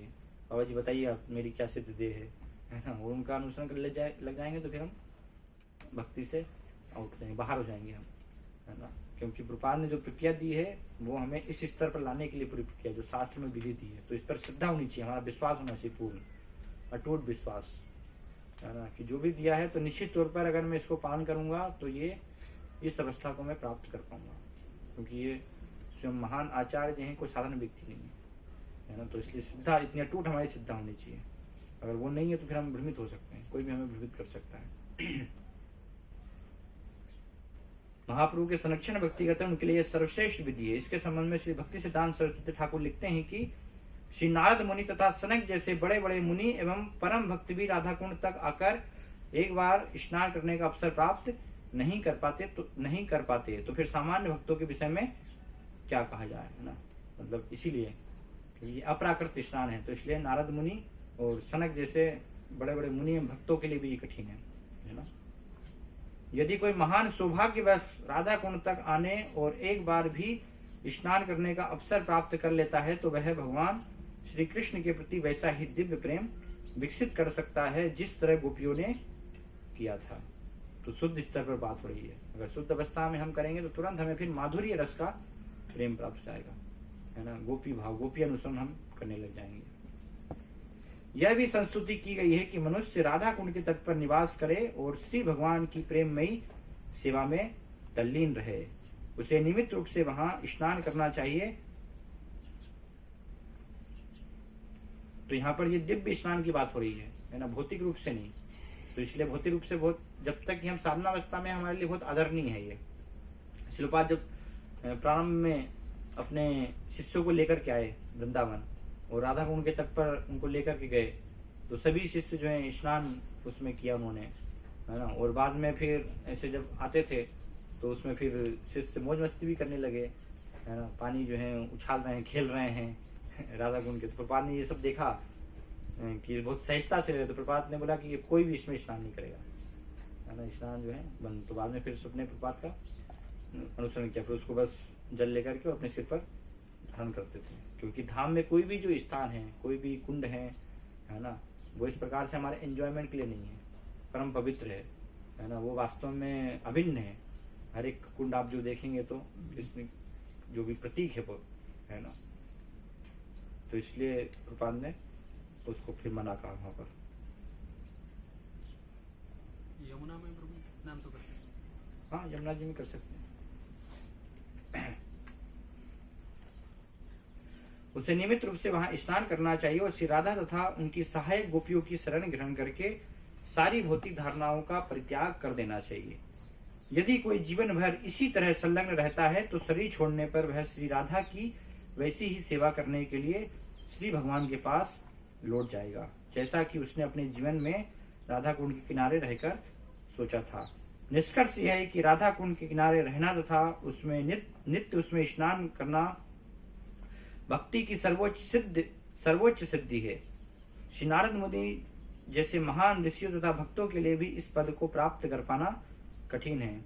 इस प्रकार राधा कुंड की महिमा की कोई सीमा नहीं है। श्री राधा कुंड की सेवा करने से मनुष्य गोपियों के शाश्वत मार्गदर्शन में रहकर श्रीमती राधा रानी के सहायक बनने का अवसर प्राप्त कर सकता है। तो बहुत ही महत्वपूर्ण, इसलिए तात्पर्य में स्पष्ट रूप से हमें समझा रहे हैं, है ना, कि हमें ऐसे नकल नहीं करनी चाहिए। इस अवस्था को हम वास्तव में अगर प्राप्त करना चाहते हैं तो जो प्रपात ने हमें प्रारंभिक शिक्षा दी है, पहले हम उसको अपने जीवन में अपनाएं, एक एक स्टेप बाय स्टेप, है ना, आगे हम बढ़ने का प्रयास करें अपने जीवन में।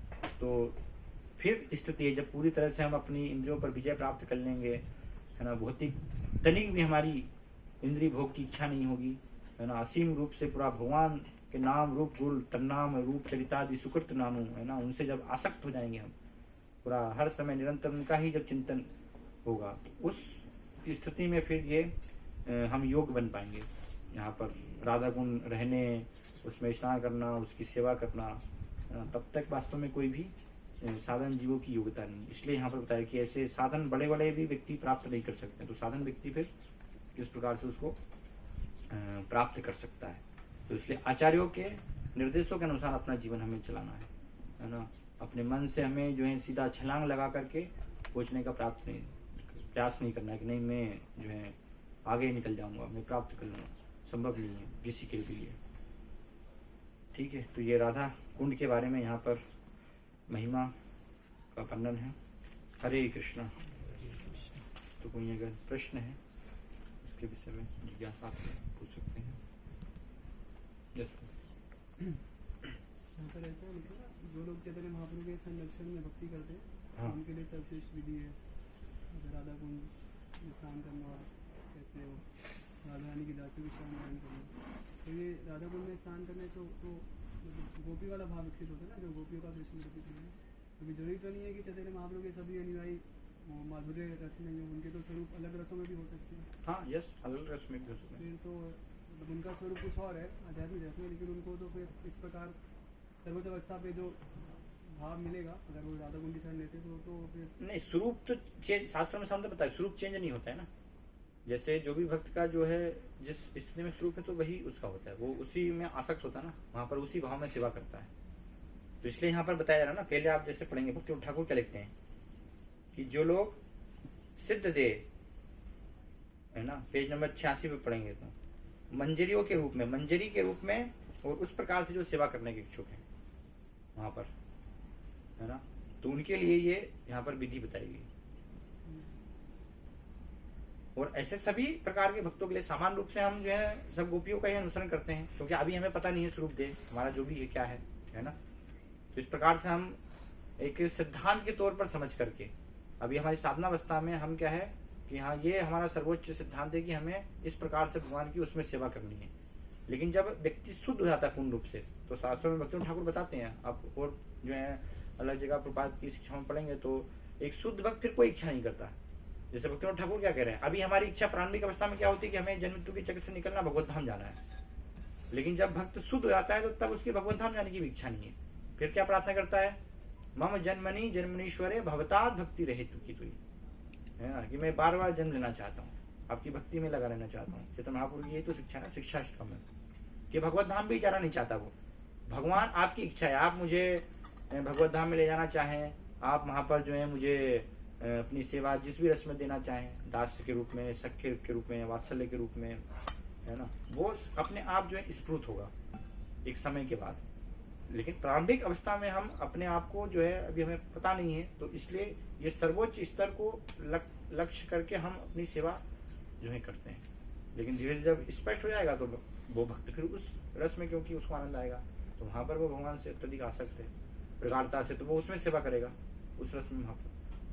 इसलिए कि जिनको उनका स्वरूप रिवील हो गया है और अगर वो माधुर्य रस में नहीं है, तो क्या ऐसे भक्तों को राधा गुण की शरण लेनी चाहिए, स्नान करना चाहिए? यस, लेते हैं बहुत सारे भक्त। पर इसमें तो ऐसा ना कि जो भी एक बार स्नान कर लेता है, ऑफ कोर्स जो योग्य है, तो तुरंत भगवान कृष्ण के प्रति गोपियों जैसा प्रेम भाव उत्पन्न कर लेता है। हाँ, लेकिन उसके बाद वो अलग अलग रसों में भी सेवा कर सकता है, ऐसा नहीं है।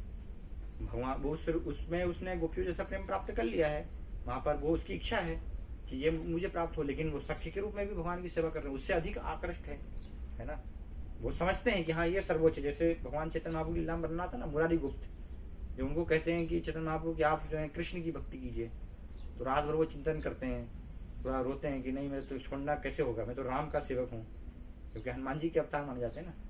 तो आते हैं फिर सुबह, बोले मैंने तो विचार किया, लेकिन आपके आदेश का भी उल्लंघन नहीं कर सकता हूँ, क्योंकि आप स्वयं कृष्ण हैं ना, आप स्वयं राम हैं, तो बताइए मेरे लिए तो फिर आत्महत्या करना आपके आदेश का उल्लंघन हुआ। तो बहुत प्रसन्न होते चेतन महाप्रभु कि ऐसे ही एक सेवक की जो है अपने स्वामी के प्रति निष्ठा होनी चाहिए। चेतन लिखते कृष्णा कि अगर स्वामी भी अगर उसको छुड़ाना चाहे तो सेवक जो है वो छोड़ने के लिए तैयार नहीं है। बहुत सुंदर श्लोक आता है ना, ऐसी निष्ठा होनी चाहिए। भगवान स्वयं बोल रहे हैं कि छोड़ दो मेरी भक्ति, तो भी जो है वो छोड़ेगा, तो ऐसी आसक्ति होती है। तो इसलिए आप देखिए 5 पांडव क्या हैं, अर्जुन वो भगवान के सख्य है ना, सख्य के रूप में उनका प्रेम है। लेकिन राधा कुंड के तट पर आप देखेंगे तो 5 वृक्ष हैं वहां पर बताए जाते हैं। तो जो 5 रघुनाथ दास गोस्वामी जो है उनकी समाधि के पास में, उनकी भजन कुटी के पास में, तो 5 वृक्ष 5 पांडवों के प्रतीक है। 5 पांडव आज भी वहां पर जो है राधा कुंड की सेवा कर रहे हैं, तपस्या कर रहे हैं। तो सख्य के रूप में भगवान के वो सेवा भी है, लेकिन साथ में ये भी चाहते हैं गोपियों की भी, क्योंकि वो समझते हैं कि गोपियां जो है सर्वश्रेष्ठ भक्त हैं, तो उनकी इस प्रकार से सेवा करना चाहते हैं। तो ऐसा नहीं है कि दूसरे रस में है तो वो नहीं कर सकते हैं, समझा हर स्थिति में। लेकिन उसमें भगवान से अत्यधिक आसक्त हैं, तो वो रस में वो ऑलरेडी अपनी सेवा कर रहे हैं, है ना वहाँ पर, क्योंकि गोलोक धाम के अंतर्गत ही है ना ये सब रस। ऐसा नहीं कि कहीं बाहर है, जो रस की ये सेवा हो रही है तो गोलोक धाम में ही हो रही है। तो एक प्रकार से वो राधा कृष्ण की ही सेवा है। सब चित्रक हैं, पत्रक हैं, मित्र के रूप में है, कोई वात्सल के रूप में है, लेकिन सब सेवा तो एक प्रकार से राधा कृष्ण की करते हैं ना वहाँ पर। फिर भी एक रस विचार से श्रेष्ठ बताए कि माधुर्य रस जो है इस प्रकार से और उसमें अति उच्च श्रेष्ठता है। वैसे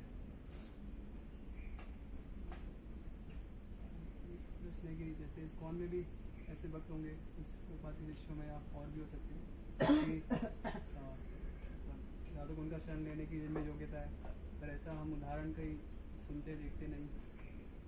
तो मतलब इस श्लोक की व्यवहारिकता क्या रह जाती है, जो इसको सबसे सर्वश्रेष्ठ बता रखा है, सबसे विधि, इसको प्रैक्टिकली एग्जांपल तो कोई प्रैक्टिकल एग्जांपल बाहर आगे के श्लोक इसलिए बताया ना वहाँ पर कि ये स्तर जो है इसके लिए नकल नहीं करनी है। यहाँ पर महिमा बताई जा रही है कि कितना ये श्रेष्ठ है। तो इसलिए जब हमारी अभी बद्ध अवस्था है ना, हम उस स्तर पर नहीं है, तो हमारे लिए आचार्य के जो निर्देश हैं कि हम प्रचार कार्य में अपने को लगाएं, भगवान की सेवा में लगाएं, न कि राधा कुंड पे जाकर के वहाँ पर बास करने लग जाएं प्रचार को छोड़ करके। नहीं, वो विधि नहीं है। जो भक्ति के विधि विधान है उनको हम पालन करें, वो हमारे प्रक्रिया है। और वो फिर अपने आप जो है वो एक रिवील होगा ये करते रहने से। हम तथाकथित नकल करने की मैंने अभी सिद्धि प्राप्त कर ली है, तो कभी भी भक्त ऐसा कोई भी नहीं बोलेगा। कोई अगर भक्त इस प्रकार से बोल रहा है तो इसका अर्थ है कि उन्होंने प्राप्त नहीं किया है ना। क्योंकि जो भक्त जो प्राप्त कर लेता है तो वो फिर बताता नहीं कि हाँ मुझे साक्षात्कार हो गया है, वो कभी नहीं बताएगा। वो तो लक्षणों से प्रकट होगा ना, वास्तव में उनके लक्षण से प्रकट होगा। इस प्रकार से वो असीम रूप से भगवान की सेवा में लगे होंगे, तो लक्षणों से अगर कोई इस प्रकार से कह रहा है कि हाँ मुझे प्राप्त हो गया इस तरह, तो इसलिए मैं राधा कुंड में रहने के योग्य हूँ, है ना, तो वो एक समय के बाद हम अवस्था से पहचान जाएंगे वास्तव में। तो इसलिए भक्ति साधना कह रहा है कि प्राकृत वास के लिए नहीं हो रहा है, ये अप्राकृत वास की स्थिति हो रही है यहाँ पर। जब पूरा पूर्ण रूप से सब अनर्थों से व्यक्ति मुक्त हो गया शुद्ध, उस अवस्था में ये संभव है। सामान्य रूप से इसलिए हम आदर के लिए जाते हैं, वहां पर सम्मान देते हैं, है ना, तो पवित्र हम अपने आप को पवित्र करते हैं। तो इसलिए हमें क्या करना चाहिए, अभी अपनी अवस्था में चैतन्य महाप्रभु का अनुसरण करना। अर्थात चैतन्य महाप्रभु गए तो उन्होंने क्या किया, उन्होंने जो है वहां पर प्रणाम किया, है ना, राधा कुंड श्याम कुंड है, ये सब पवित्र स्थल है, उनका दर्शन किया, तो ये भक्ति के रूप में ना भक्ति सिखाने के लिए आए। तो इसलिए हमें चैतन्य महाप्रभु का अनुसरण करना था उनके अनुसार, कि हम जाएं वहां पर और राधा कुंड है श्याम कुंड परिक्रमा करें, प्रणाम करें, उनको कृपा की प्रार्थना करें कि आप जो है हमें कृपा प्रदान कीजिए जिससे कि हम योग्य बन पाए वास्तव में, है ना, आपकी इस महिमा को वास्तव में समझने के लिए साक्षात। तो इस प्रकार से हम कर सकते हैं अभी हमारी अवस्था में। तो वो चैतन्य महाप्रभु का अपने चरणों पर सीधा अनुसरण कहलाएगा। तो हमारी अवस्था तो है, लेकिन इस आंदोलन में कई शुद्ध भक्त भी हैं, वो भी मतलब उनके आचरण से भी जो प्रचार का मार्ग है, प्रचार की विधि तो ज़्यादा उत्तम लगती है राधा कुंड के शरण लेने की विधि से। क्योंकि ऐसा तो एग्जाम्पल हमने कोई देखा नहीं ना, अभी जब दो डिसाइबल्स कितने भी सीनियर है, वो भी कभी प्रचार आंदोलन नहीं है, कोई देखते नहीं, कोई शेल्टर लेके बैठे हैं राधा कुंड में बास कर रहे हैं। तो ये सर्वोत्तम विधि होते हुए भी मतलब प्रचार की तो मतलब व्यवहारिक रूप से प्रचार की विधि तो और भी उत्तम लगती है, क्योंकि जो इतने महान भक्त हैं वो भी इसी आंदोलन में सेवा करने में बजाय कि राधा कुंड के में खास वास करने का या वो करने का, तो थोड़ा मतलब पावरफुल रहता है ना। जो सर्वोत्तम विधि है, ठीक है, हम योग्य नहीं है, लेकिन इस आंदोलन में कुछ तो ऐसे भक्त होंगे निश्चित रूप से जो कि योग्य होंगे, लेकिन उनके आचरण से भी हम प्रचार को ज़्यादा महत्व देते हैं, क्योंकि वो सिखा रहे हैं हमें, है ना। तो वो खुद नकल क्योंकि क्या होगा कि कई बार हो सकता है कि कोई भक्त हो सकते हैं उस स्तर पर, है ना, तो वो अगर प्रचार को छोड़ करके अगर चले भी जाएंगे तो सामान्य व्यक्ति के लिए समझना कठिन है ना। हम सब उस स्तर पर नहीं है, तो हम सोचेंगे कि नकल भी कर सकते हैं ना फिर उनकी। इसलिए बताया गया कि एक महान आचार्य जो होते हैं ना, उनको प्रेम प्रकट होता है, जैसे शिल्पपाद है, तो शिल्पपाद तो प्रेम के स्तर पर थे सब, लेकिन कभी भी उन्होंने सब भाव के लक्षण प्रकट नहीं किए सामान्य जनता के बीच। और स्वयं चैतन्य महाप्रभु हैं, तो चैतन्य महाप्रभु भी कई बार अपने लक्षणों को छुपा लेते थे, क्योंकि ऐसे बाहरी लोग समझ नहीं पाएंगे, है ना। तो ऐसे भक्त अगर वहां रहने लग जाए, सब नकल करें, तो फिर बाहरी लोग नहीं समझ पाएंगे ना, कठिन है। तो इसलिए सामान्य जनता को शिक्षा देने के लिए अपने आचरण से वो प्रस्तुत करते हैं कि चाहते हुए भी वो इस प्रकार से दिखाते नहीं वहां पर, उसको प्रकट नहीं करते हैं। तो हो सकता है कोई जो है हो सकते हैं, लेकिन फिर भी उन्होंने अपने आप को लगा के रखा, क्योंकि वो नहीं चाहते कि लोग जो है नकल करें, नहीं तो लोग जो है उनको महान सोचने लगेंगे, नकल करने लगेंगे। तो बहुत सारे कारण हो सकते हैं, हम देख सकते हैं। मतलब ऐसा समझ सकते हैं कि ये जो श्लोक है वो भजनानंदियों के लिए है, गोष्ठानंदियों के लिए तो हाँ, प्रचार के लिए तो बिल्कुल आवश्यक, क्योंकि यहाँ पर अगर कोई वहाँ जाएगा तो फिर वहाँ प्रचार तो बंद करना पड़ेगा ना आपको, कि आप बिल्कुल वहाँ पर फिर भजन में पूरा लिप्त हो गए हैं, जैसे सब गोस्वामी गए हैं ना, वो पूरी तरह से वहाँ पर। लेकिन ऐसा नहीं कि वो तो प्रचार कर रहे थे, वो एक अलग स्तर पर अपने आचरण से, पुस्तकों के माध्यम से वहाँ पर उन्होंने लिखा, तो उसके माध्यम से वो प्रचार किया, फिर रूप गोस्वामी स्वामी गोस्वामी। लेकिन राधा कुंड के तरफ पर निवास कर रहे थे, अपने भजन गोपियों की सेवा कर रहे थे वहाँ। तो इस प्रकार से है कि बाबा जी वेश में कोई वहाँ पर जो है ऐसे सकते हैं, कर सकते हैं, वो एक अवस्था के बाद है। जैसे भक्तिविनोद ठाकुर भी ये प्रचार की एक अवस्था के बाद फिर बाबा जी वेश धारण कर लेते हैं, और बाबा जी वेश धारण करके फिर जो स्वानंद सुविधा कुंज है ना, अपना निवास स्थान बनाते हैं, स्वानंद सुविधा कुंज, जिसको मायापुर में कहा गया, उसको अभिन्न माना गया। वृंदावन का जो ये क्षेत्र है, राधा कुंड श्याम कुंड, इस क्षेत्र से ऐसा भिन्न माना जाता है। तो वहाँ पर भक्तिविनोद ठाकुर और जगन्नाथ दास जी, गौरकिशोर जी, वो सब मिलते थे और भगवान की लीलाओं की चर्चा करते थे भजन में, अपने अंतिम समय में, है ना, पूरा वो भजन में ही लिप्त थे, प्रचार से पूरा फिर मुक्त हो गए थे भक्तिविनोद ठाकुर। तो इस प्रकार से भी हो सकता है अंतिम अवस्था में, लेकिन सामान्य रूप से नकल लोग नहीं करें। तो इसलिए बताया गया कि एक भक्त को जो है प्रचार, हमेशा प्रचार करते रहना चाहिए। जब प्रपात स्वयं कहा कि मैं अर्जुन की तरह, है ना, लड़ते हुए मरना चाहता हूँ, अंतिम समय तक प्रचार, वास्तव में ये और भी महत्वपूर्ण है ना, सबसे महत्वपूर्ण, समाज सबके कल्याण के लिए। तो इसलिए बड़ा कठिन है थोड़ा। दो भक्त, अगर एक भक्त राधा कुंड की पूर्णतः शरण लेता है और दूसरा भक्त प्रचार कार्य में अपने आप को झोंक देता है, तो मतलब जैसे भक्तों का अलग अलग तुलना की जाती है, ग्रेडेशन आता है, तो इस प्रकार से अगर अपराध ना हो तो वैसे तुलना की जा सकती है कौन ज़्यादा उत्तम। एक पूर्णतया जो ये विधि बता रखी है इस श्लोक के हिसाब से, तो उसमें इसका पालन कर रहे हो, और दूसरा प्रेम के अनुसार होगा वो, तो देखा जाएगा प्रेम के अनुसार, है ना।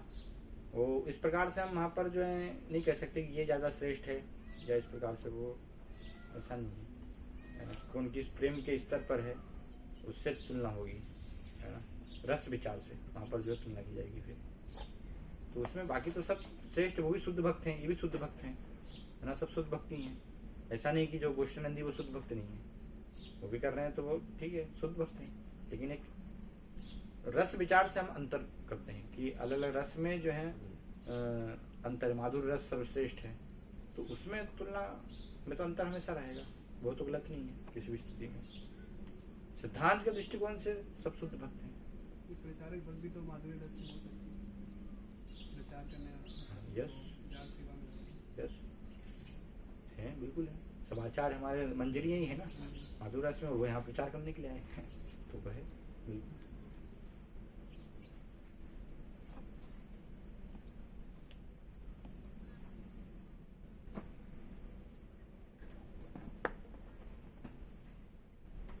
थोड़ा इसको अलग अलग परिप्रेक्ष्य भी है कहीं ना, कई बार हम इस प्रकार सामान्यतः ऐसे बोला जाता है ना, लेकिन ऐसे महान भक्तों के लिए वो इस प्रकार से नहीं कहा जा रहा है कि जो प्रचार करने वाले वो तो भजन करने वाले से, भजनानंदी से श्रेष्ठ हैं। तो ऐसा हम सोचने लग जाएंगे कि मैं प्रचार कर रहा हूँ तो इसलिए मैं, गौर किशोरदास बाबा जी है, जगन्नाथ दास बाबा जी, वो तो भजनानंदी थे तो उनसे मैं श्रेष्ठ हो गया हूँ वो अहंकार हो जाएगा वास्तव में। भले ही गौर किशोर बाबा जी, जगन्नाथ वो भजन में लिप्त हैं, लेकिन वो साधारण स्तर पर उनका भजन नहीं है ना, तो बहुत महान उनका जो है स्तर है ना। यहाँ पर एक दृष्टिकोण से सामान्य जब हम भजन की बात करते हैं तो एक साधना अवस्था में वो स्तर पर होता है, तुलना वहाँ पर की जाती है कि उससे जो प्रचार में लगे हैं। तो जिससे प्रहलाद महाराज कहते हैं ना कि मैं ऐसा साधु बनना नहीं चाहता जो कि अपने कल्याण के लिए एकांत स्थान में जाकर के अपना भजन कर रहे हैं, है ना, अपना सिर्फ उद्धार कर रहे हैं, उन व्यक्तियों के लिए बात हो रही।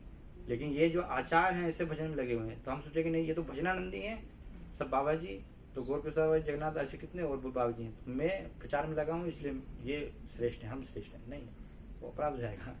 वो उनका स्तर बहुत ही उच्च स्तर है, वो भजन करते हुए भी जो है वो वास्तव में प्रचार भी कर रहे हैं, वो भजन भी कर रहे हैं, अपने आचरण से उनके द्वारा प्रचार हो रहा है, तो वो सर्वश्रेष्ठ स्तर पर प्रचार कर रहे हैं ऐसे बाबा जी महाराज। तो उन्होंने भक्ति संत महाराज को हमें दिया ना गौर बाबा जी की कृपा से, फिर हम कैसे कर सकते हैं कि नहीं वो भजन में तो हम प्रचारक श्रेष्ठ हो जाएगा, नहीं, अलग स्तर पर प्रचारक की वहाँ पर व्याख्या होती है।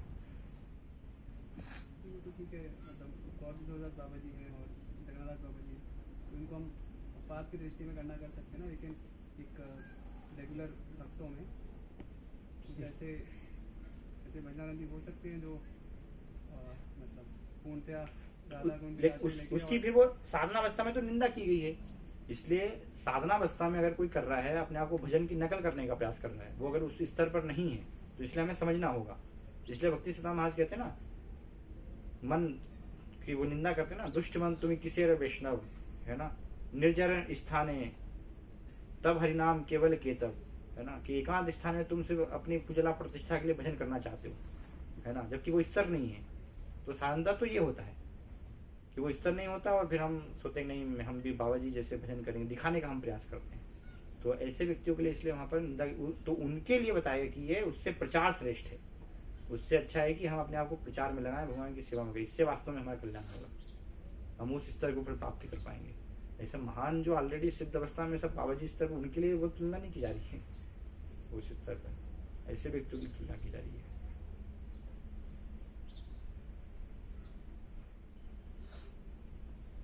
समझे, एक साधना अवस्था में जो है अभी प्रश्न वही हो रहा है कि साधना अवस्था में ऐसे भक्त हो सकते हैं क्या? हाँ हो सकते हैं, यस। अच्छा, क्योंकि उदाहरण नहीं दिखा। हाँ, हो सकते हैं। अच्छा। यस हो सकते हैं, बिल्कुल हो सकते हैं। इस उदाहरण में है अपने ऑलरेडी, मतलब इस जगत में उदाहरण हो सकते हैं उनके। तो इस्कॉन के बाहर हो सकते हैं। इस्कॉन के बाद इस्कॉन में भी हो सकते हैं। तो इस्कॉन के तो मतलब होते हैं तो जल्दी पता लग जाता है, मतलब प्रचार फैल जाता है ना। लेकिन मतलब आंतरिक रूप से वो हो सकते हैं, ऐसा जरूरी नहीं कि उनके लिए जो है वो मतलब कि कोई शुद्ध रूप से शुद्ध भक्त हैं, बहुत सारी सब शुद्ध शिक्षाओं का पालन कर रहे हैं, तो ऑलरेडी सभी शुद्ध भक्त हैं, जो कि जिनके हृदय में अगर अनर्थ नहीं है तो वो सब शुद्ध भक्ति का पालन कर रहे हैं, हाँ, वो तो शुद्ध है ना। भक्ति तो और उस स्तर पर भी धीरे धीरे बहुत सारे भक्त बढ़ गए, लेकिन जरूर आवश्यक नहीं कि उनके लिए नकल करके वहाँ राधा कुंड के पास उनको करना ही पड़े, दिखाना पड़े कि हाँ हम उनको तभी मानेंगे कि देखिए जब आप राधा कुंड पे आप वास कर रहे हैं तो हाँ आप शुद्ध हुए हैं। तो वही तो इसी की तो निंदा यहाँ पर गलत उसको दिया है ना, कि बाहरी रूप से जो है उससे परीक्षा नहीं होगी केवल कि आप बाहरी रूप से बस राधा कुंड पे वहाँ पर निवास कर रहे हैं, वहाँ पर अपना भजन कर रहे हैं, वहाँ पर दिखा रहे हैं, तो उससे मानेंगे कि हाँ देखिए कितने महान बाबा जी हैं। नहीं, तो प्रचार करते हुए भी हो सकते हैं उस स्तर में, है ना, लेकिन हमें पता नहीं है, तो इसलिए फिर अनावश्यक रूप से जब हमें पता नहीं है, हम नहीं समझ पा रहे हैं, है ना, तो वो समाज के लिए फिर गलत भी दृष्टिकोण हो सकता है ना, उससे गलत शिक्षा भी हो सकती है। मतलब वो तो है, स्तर तो हो गई। मेरा प्रश्न था कि मतलब जो स्तर पे है और फिर उस विधि का भी पालन कर रहे हो, मतलब प्रचार की विधि को छोड़ के जो ये विधि बता रखी है कि वहाँ पे वास करना, राधा कुंड में स्नान करना और हाँ, yes. दासियों का शरण लेना, इस विधि का पालन करने वाले स्तर पे तो और भी होंगे, प्रचारक भक्त भी होंगे स्तर पे। यस, लेकिन जो स्तर पे और फिर इस विधि का पालन कर रहे हैं, ऐसे उदाहरण। बहुत सारे भक्त जाते हैं और रहते भी शायद कई बार, है ना, कुछ दिन रहते हैं, हो सकता है हमेशा वहाँ पर नहीं रहे, तो कुछ दिन रहते हैं। जैसे भक्ति साहब महाराज भी अपने समय में 1 महीने रहे वहाँ पर, राधा कुंड के तब पुनर्निवास किया, बाद में फिर प्रचार किया। तो ऐसे कुछ भक्त जो है वहाँ पर जाते हैं, हम कह नहीं सकते, कुछ समय रहते हैं वहाँ पर, भजन करते हैं, प्रार्थना करते हैं, है ना, तो उस प्रकार से उनकी प्रार्थना वहाँ स्वीकार भी की जाती है। हो सकता है।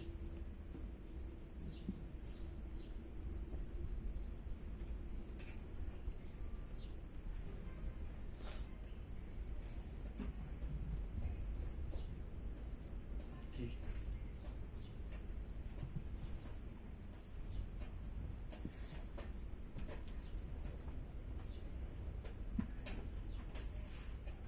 और कोई प्रश्न? जैसे हमारा 3 चीज आती है कि संबंध ज्ञान आती है, हाँ, और एक आती है अभिधेय और एक प्रयोजन आती है। प्रयोजन। संबंध ज्ञान में हमारा जो ये जो हम जैसे बोलते हैं कि हम जीवेर स्वरूप है कृष्ण नित्य दास, दैट इज ए संबंध ज्ञान। तो ये दास जो है ये मतलब एक आध्यात्मिक स्वरूप हुआ, आध्यात्मिक जगत में ये स्वरूप हुआ। तो ये इसके बाद जो स्वरूप आती है, मतलब आप साक्ष्य में हो या ये कौन प्रदान करते हैं जीव को? दास भाव सभी में है, ओके, है ना, सब सेवक ही हैं। तो इसलिए हमें वास्तविक जीव की पहचान क्या है? दास। लेकिन वो दास के रूप से भगवान की सेवा करना है, वो अलग अलग रसों में होती है। जैसे गोपियां भी जो हैं वो भी दास हैं, वो भी सेवक ही हैं, वो भी भगवान की सेवा कर रहे हैं। जो माता पिता वात्सल रस में हैं वो भी सेवा कर रहे हैं। सब जो है दास भाव हर एक में विद्यमान है। सारे 5 रसों में दास भाव जो है वहां पर विद्यमान है ना। लेकिन उसका अंतर है, अलग अलग प्रकार से वो अलग अलग रस में सेवा कर रहे हैं। वात्सल रस में माता पिता बन करके वो भगवान की सेवा कर रहे हैं, माधुर रस में प्रेमिका बन करके भगवान की सेवा कर रहे हैं। उस प्रकार से उनको आनंद दे रहे हैं, रसों के अनुसार उनका अंतर है। तो ये रिवील मतलब गुरु करते हैं, यस, आध्यात्मिक गुरु करते हैं बिल्कुल, कि आप किन रसों में यस, सेवा कर गुरु रहे जो हैं। है वो बताते हैं, है ना। गुरु अगर इस प्रकार से तो गुरु बताते हैं, है ना। लेकिन सामान्यतः क्या लोग भौतिक जगत में नकल नहीं करें, क्योंकि बहुत सारे आप वृंदावन में जाएंगे तो तथाकथित बाबा जी हैं, तथाकथित गुरु हैं, सब जो है ऐसे कोई भी व्यक्ति आता है नया और उसको भी बता देते हैं कि आपकी ये देह, ये स्वरूप देह है। तो इसलिए ऐसे लोगों के लिए कि नकल नहीं हो, प्रपाद ने कभी भी किसी को जो है नहीं बताया, है ना। नहीं प्रपाद ने अपनी जो है सिद्ध देह बताई कि नहीं जो है मेरा स्वरूप ये है ना। लेकिन हम उनके आचरण से, उनकी जो है शिक्षाओं से समझ सकते हैं, उनके लक्षणों से समझ सकते हैं कि प्रपाद जी का वास्तव में क्या स्थान है। तो ऐसे जगत में कलयुग में लोग नकल नहीं करें, इसलिए प्रपाद ने उसको किसी को नहीं बताया। तो प्रपाद ने क्या कहा कि अपने आप वो प्रकट होगा। प्रपाद ने हमें विधि दी है कि आप जो है ये अपने इंद्रियों को भगवान की सेवा में लगाइए और स्वयं स्फुट एक समय के साथ अपने आप जो है वो प्रकट होगा जब शुद्ध देव है। तो उसको पता नहीं, क्योंकि नकल कर सकते हैं लोग। जब गुरु ने बता दिया, प्रपाद बता देता किसी को आपकी देह ये है, तो वो अपने आप को अगर नहीं होता तो सिद्ध मान लेता। तो ऐसे में तो व्यक्ति का पतन हो जाएगा। फिर अगर वो इस तरह वास्तव में नहीं आया, नहीं प्रपाद शुद्ध भक्त उन्होंने कहा है कि मेरा स्वरूप ये है है ना। प्रपाद ने जो कहा मतलब वो भूतों न भविष्य थी, वो हमेशा के लिए फिर सिद्ध वाक्य हो गए ना। प्रभुपाद तो इसलिए सामान्य नकल नहीं हो, इसलिए प्रपाद ने कभी इसको प्रोत्साहित नहीं किया। गुरु तो ऐसे भी पहले परखेगा ना पहले शिष्यों को। हाँ, तो इसलिए उसका शिष्य को इसलिए बताया गया ना, तो इसलिए कि गुरु जो है सामान्यतः अगर कोई वो भी योग्य भी तो भी गुरु नहीं बताते हैं, क्योंकि नकल उसकी की जा सकती है, क्योंकि सब लोग इस प्रकार से नहीं है। तो सारे समाज को एक आदर्श स्थापित करना पड़ता ना, ऐसे एक व्यक्ति के लिए नहीं, सारे समाज के लिए एक दृष्टांत। एक आचार्य जो है सारे समाज को शिक्षा देते हैं, जगत को शिक्षा देते हैं। तो इसलिए किसी एक विशेष अगर कोई योग्य भी हो, बहुत सारे ऐसे व्यक्ति थे बाद ने जो उनकी बड़ाई की, जैसे जैनानंद प्रभु हैं, इतनी सेवा की, भगवान ने उनको कहा निश्चित तौर पे ये भगवत धाम गए होंगे, है ना। उनके हम सेवा से भी देख सकते हैं, सब लोग जानते हैं इसको में, है ना, कि उनकी प्रशंसा की, जो उन्होंने सेवा की वो कोई साधारण सेवा नहीं है। जैनानंद प्रभु ऐसे बहुत सारे भक्त हैं जिनकी सेवा, लेकिन फिर भी प्रपाद ने जो है कभी ऐसे नहीं बताया कि, क्योंकि नकल हो सकती है उसकी, है ना, गलत। तो इसे लक्षणों से हमें समझना है बस। और सामान्य शास्त्र से हम ये समझ सकते हैं कि किसी न किसी रस में वो हमारा प्रकट होगा समय के साथ, जब हम इस प्रकार से पूर्ण रूप से शुद्ध हो जाएंगे। तो इसलिए हमें प्रयास शुद्ध करने का अपने आप को करना है। ज्यादा जो है ये सब क्या स्वरूप है वो सब उसमें नहीं हमें भटकना है, उसमें भ्रमित नहीं होना है ना, वो सब अपने आप होगा। अभी हम हमारी सेवा करना करता है, सेवा में लगे। यहाँ भी सेवा करना है तो कोई समस्या नहीं है ना। कहीं भी सेवक सेवा करना चाहता है, वो चाहे भगवत नाम में हो चाहे यहाँ हो, तो उसके लिए फिर कोई फर्क नहीं पड़ता। जैसे हमने जानते हैं कि भक्ति सिद्धांत गोस्वामी महाराज प्रभुपाद का जो स्वरूप है अनंग मंजरी, ये रिवील मतलब कब हुआ था? ये उनके भक्तों ने किया ना। वहां पर जो नीचे जो आचार्य आते हैं उन्होंने अपने बारे में कभी प्रकट नहीं किया, है ना। जो शुद्ध भक्त हैं, दूसरे आचार्य जो हैं वो आचार्य बताते हैं। तो आचार्यों के द्वारा एक आचार्य को हम पहचान सकते हैं ना। हम बद्धजीव कैसे जानेंगे कि हाँ ये महान भक्त है? आज हम उनको जो जान रहे हैं कि हाँ जगन्नाथ दास बाबा जी है, गोरखदास बाबा जी है, बंसीदास बाबा जी है, कि हाँ ये महान भक्त थे। लेकिन उस समय तो लोग उनको सोच रहे हैं ऐसे ही पागल व्यक्ति होंगे, ये तो घूमते रहते हैं इधर, है ना, उनको व्यवहार आप जीवनी पढ़ेंगे तो, है ना। लेकिन जब आचार्यों को रिवील होते हैं वो उनका स्वरूप जो है, तो आचार्यों ने हमें बताया ना, तब हम उसको समझ पा रहे हैं उनका स्वरूप को। तो इसलिए जब तक कोई महान आचार्य नहीं बताएंगे तब तक हमें अपना कभी स्वरूप कभी तब तक खुद हमें जो है उस पर नहीं होना चाहिए। तो इसलिए अब चेतन महाप्रभु जैसे पार्षद है तो उन सबका कभी कर्मपूर्ण है, उन्होंने अपनी पुस्तक में लिखा सबका दिव्य दे, तो इसलिए हम जान पा रहे हैं, समझ पा रहे हैं।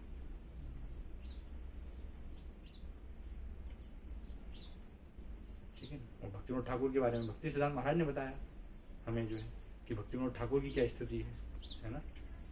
तो उनके बताने से हम जो है समझ पा रहे हैं कि भक्ति विनोद ठाकुर भी कोई साधारण व्यक्ति नहीं है ना।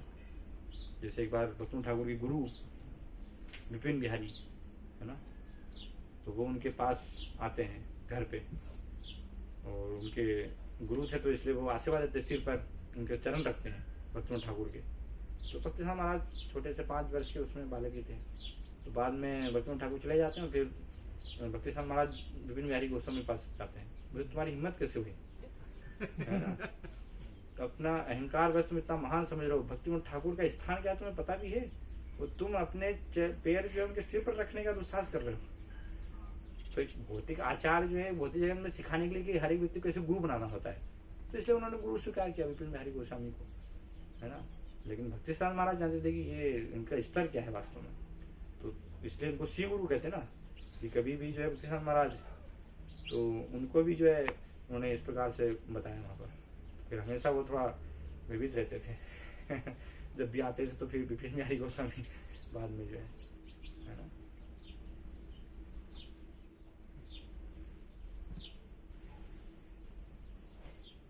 ठीक है। शिव उपदेशामृत की जय, शिव गोपाल की जय, शिव गोस्वामी पाद की जय। तो शाम को एग्जाम होगी।